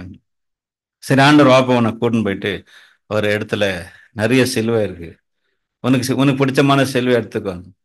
ஒரு சிலுவையை தூக்குறாரு, ஐயோ அது ரொம்ப பாரமாகுது வேண்டாம். அடுத்து தூக்குறாரு, அதுவும் ரொம்ப பாரமாகுது வேண்டாம். கடைசியில 10-15 சிலுவையை தேடிட்டு கடைசியில ஒரு சிலுவையை செலக்ட் பண்றாரு. ஆண்டவரே இது கொஞ்சம் லைட்டா இருக்கு, நான் தூக்குற மாதிரி இருக்குன்றாரு. அப்ப ஆண்டவர் சொல்றாரு, என்ன சொல்லியிருப்பாரு? இந்த சிலுவை தான் உன்னுடைய சிலுவை. அதான் பைபிள் நமக்கு சொல்லுது. ஆண்டவரே ராணிக்கு மேல யாரும் என்ன பண்ண மாட்டாரு? சோதிக்க மாட்டாரு. அப்படி ஒருவேளை சோதனை வந்தாலும் சோதனையை தாங்கக்கூடிய பலத்தை கொடுக்கிறாரு. அதுல இருந்து தப்பிச்சுக்கிறதுக்கும் வலியும் ஞானத்தை தேவன் நமக்கு கொடுக்கிறாரு. அதனால இந்த இடத்துல நமக்கு என்னன்னாக்கா, இஸ்ரேல் மக்கள் அந்த இடத்துல இல்லைங்களா அந்த வலி நிமித்தம் மண்ணுமாடி முறுமுறுத்தார்கள். அந்த மாதிரி நமக்கு தேவன் அனுமதிக்கக்கூடிய கஷ்டங்களை நம்ம என்ன பண்ணக்கூடாது, முறுமுறுக்காம சந்தோஷமா எடுத்துக்கொள்ளணும். அதான் இயேசுக்கு சொன்னது, ஒருவன் என்னை பின்பற்றி வர விரும்பினால் தன்னைத்தானே வெறுத்து சிலுவை எடுத்து என்னை பின்பற்றும். ஒரு சிலருக்கு ஹெல்த் வைஸா கொடுத்துருக்கலாம், ஒருத்தருக்கு ஃபைனான்சியலா இருக்கலாம் கஷ்டங்கள், ஒரு சிலருக்கு ஃபேமிலியில ப்ராப்ளம் இருக்கலாம். இதெல்லாம் நாங்க சத்தியத்து நிமித்தமா வரக்கூடியதா இருந்தா இல்லைங்களா, அது ஒரு தேவன் நமக்கு அனுமதிச்சிருக்கிற ஒரு சிலுவை. அதான் போல் கூட சொல்றாரு, எனக்கு ஒரு முள் கொடுக்கப்பட்டிருக்கு, அது என்ன செய்தன என்ன எப்ப பாரு குத்திட்டே இருக்குது, சாத்தான மாதிரி என்ன குத்துதுன்னு போல் சொல்றாரு. அதுக்காக 3 முறை ஜெபம் பண்றாரு, ஆண்டவரை இந்த முள்ளை எடுத்து போடுங்க, இந்த கஷ்டத்தை என்னை விட்டு எடுத்து போடுங்க. ஆண்டவர் என்ன பண்ணிட்டாரு, என் கிருபை உனக்கு போதும், உன் பலவீனத்தில் என் பலன் பூரணமாய் விளங்கும்ட்டார். அதனால சில நேரங்களில் தேவன் நம்ம கஷ்டத்தை எடுத்து போடாம நம்ம கஷ்டத்தை தாங்கிறதுக்கு என்ன கொடுக்குறாரு, பலம் கொடுப்பாரு, கிருபை கொடுப்பாரு. அவருடைய பலம் நமக்குன்னா அந்த நேரத்துல அந்த அந்த கஷ்டத்தை கடந்து போறதுக்கு நமக்கு ஹெல்ப்ஃபுல்லா இருக்கும். இதுதான் நம்ம சுமக்க வேண்டிய சிலுவை. அடுத்து என்ன சிலுவைகள் அப்படின்னு பார்க்கும்போது ஒரு சிலதை பார்த்து படிக்கலாம், முடிக்கலாம். அதாவது சிலுவைன்றது கஷ்டங்கள் பாடுகள் இருக்கு. அதே நேரத்துல இல்லைங்களா, போல் சொல்றாரு, வாசன வாசிங்க, கலாத்தியர் 5:24 வாசிங்க. Galatians 5th chapter verse 24. கிறிஸ்துவின் உடையவர்கள் தங்கள் மாமிசத்தையும் அதன் ஆசை இச்சைகளையும் சிலுவையில் அறைந்திருக்கிறார்கள். கிறிஸ்துவனுடையவர்கள் தங்கள் மாம்சத்தையும் அதன் ஆசை இச்சைகளையும் என்ன செஞ்சுக்கிறாங்களா, சிலுவையில் அறைந்தல். சிலுவையில் அறைவது என்னன்னா பிரியமானவர்களே இல்லைங்களா, அது நாங்க நம்முடைய ஆசைகள், நம்முடைய ஆசை இச்சைகளை என்ன செய்யணுமா, சிலுவையில் அறை.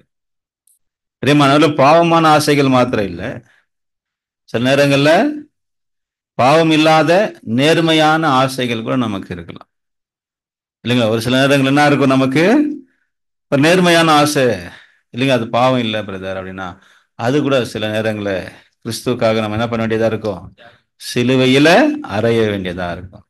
அதாவது அதை நம்ம வெறுக்க வேண்டியதாக இருக்கும்.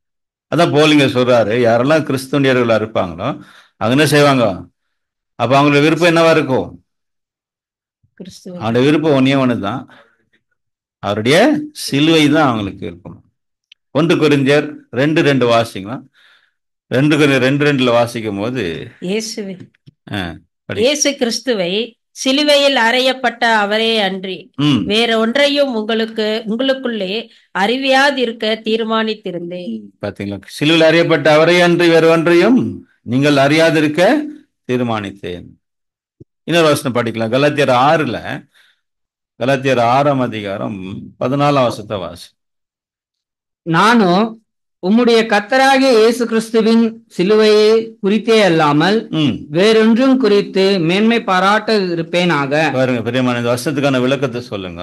போல் சொல்றாரு, நானும் நம்முடைய கர்த்தராகிய இயேசு கிறிஸ்துவின் சிலுவையை குறித்து அல்லாமல் வேறு ஒன்றை குறித்து மேன்மை பாராட்டாது. என்ன சொல்றாரு போல், இயேசுக்காக நான் படுற பாடுகளை குறித்து தான் நான் என்ன பண்றேன், மேன்மை பாராட்டுறேன். எனக்கு ஆஸ்தி இருக்கு, அது இருக்கு, இது இருக்கு அப்படின்னு நான் என்ன பண்ணல, மேன்மை பாராட்டல. நான் இயேசுக்காக பாடுகள், கஷ்டங்கள், அவமானங்களை என்ன பண்ணிட்டுக்கிறேன், சகிச்சுட்டு இருக்கிறேன், அனுபவிச்சுட்டு இருக்கிறேன். அதுதான் எனக்கு என்ன இருக்குது, மேன்மையா இருக்கதான் இங்க போல் நமக்கு சொல்றார். பிரியமானவர்களே, கிறிஸ்துவின் சிலுவையை குறித்து அல்லாமல் வேறொன்றை குறித்து மேன்மை பாராட்டும் அப்படின்னா அவருக்கு எல்லாமே இருந்துச்சு, ஆனா அது எல்லாத்த விட அவர் விருப்பப்பட்டிருந்தாங்க. அடுத்த வசனம் பாருங்க, அப்படியே கண்டினியூ பண்ணுங்க அந்த வசனத்தை.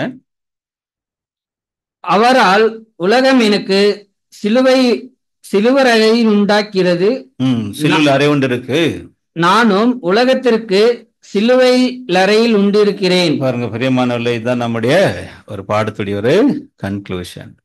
என்ன சொல்றாரு, உலகம் எனக்கு என்ன இருக்குது, சிலுவையில் அறை உண்டு இருக்குது, நானும் உலகத்துக்கு சிலுவையில் அறை உண்டு இருக்குது.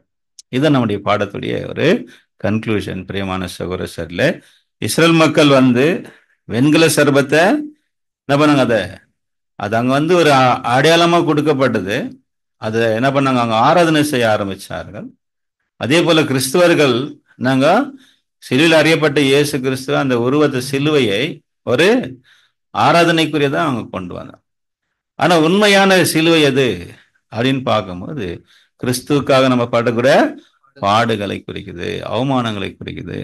அதே நேரத்தில் நம்முடைய ஆசை இச்சைகளை என்ன செய்யணும், சிலுவையில அறைவதை காட்டுது. சிலுவையில நம்ம என்ன செய்யணும், அறையணும். சிலுவை குறித்து என்ன பண்ணணுமா, மேன்மை பாராட்டினதான் இங்க சொல்றாரு. உலகத்துக்காக நம்ம என்ன ஆகணும், மறிக்கிறது தான் சிலுவையில் அறையப்படுதல். இன்னும் உலக பிரகாரமா உலக ஆசைகளோட நம்ம வாழ்ந்துட்டு இருக்கிறோமா? இல்ல. அவைகள் எல்லாவற்றையும் சிலுவையில அறைஞ்சிருக்கிறேன்னா, அதான் இங்க சொல்றாரு. அவரால் உலகம் எனக்கு சிலுவையில் அறைய ஒன்று இருக்குது, நானும் உலகத்துக்கு சிலுவையில் அறைய ஒன்று. இதுதான் உண்மையான ஒரு கிராஸ். சதான் பிரியமான சகோதரர்களே, இந்த நாளில இந்த ஃபயரி சர்பன், கொல்லிவாய் சர்பங்கள் என்ற ஒரு தலைப்பின் கீழே இந்த பாடத்தை நாம் பார்க்குது. எனக்கு கிருபை செய்தார் தேவன் தாம் இந்த வார்த்தைகளை ஆசீர்வதிப்பாராக. ஆமென்.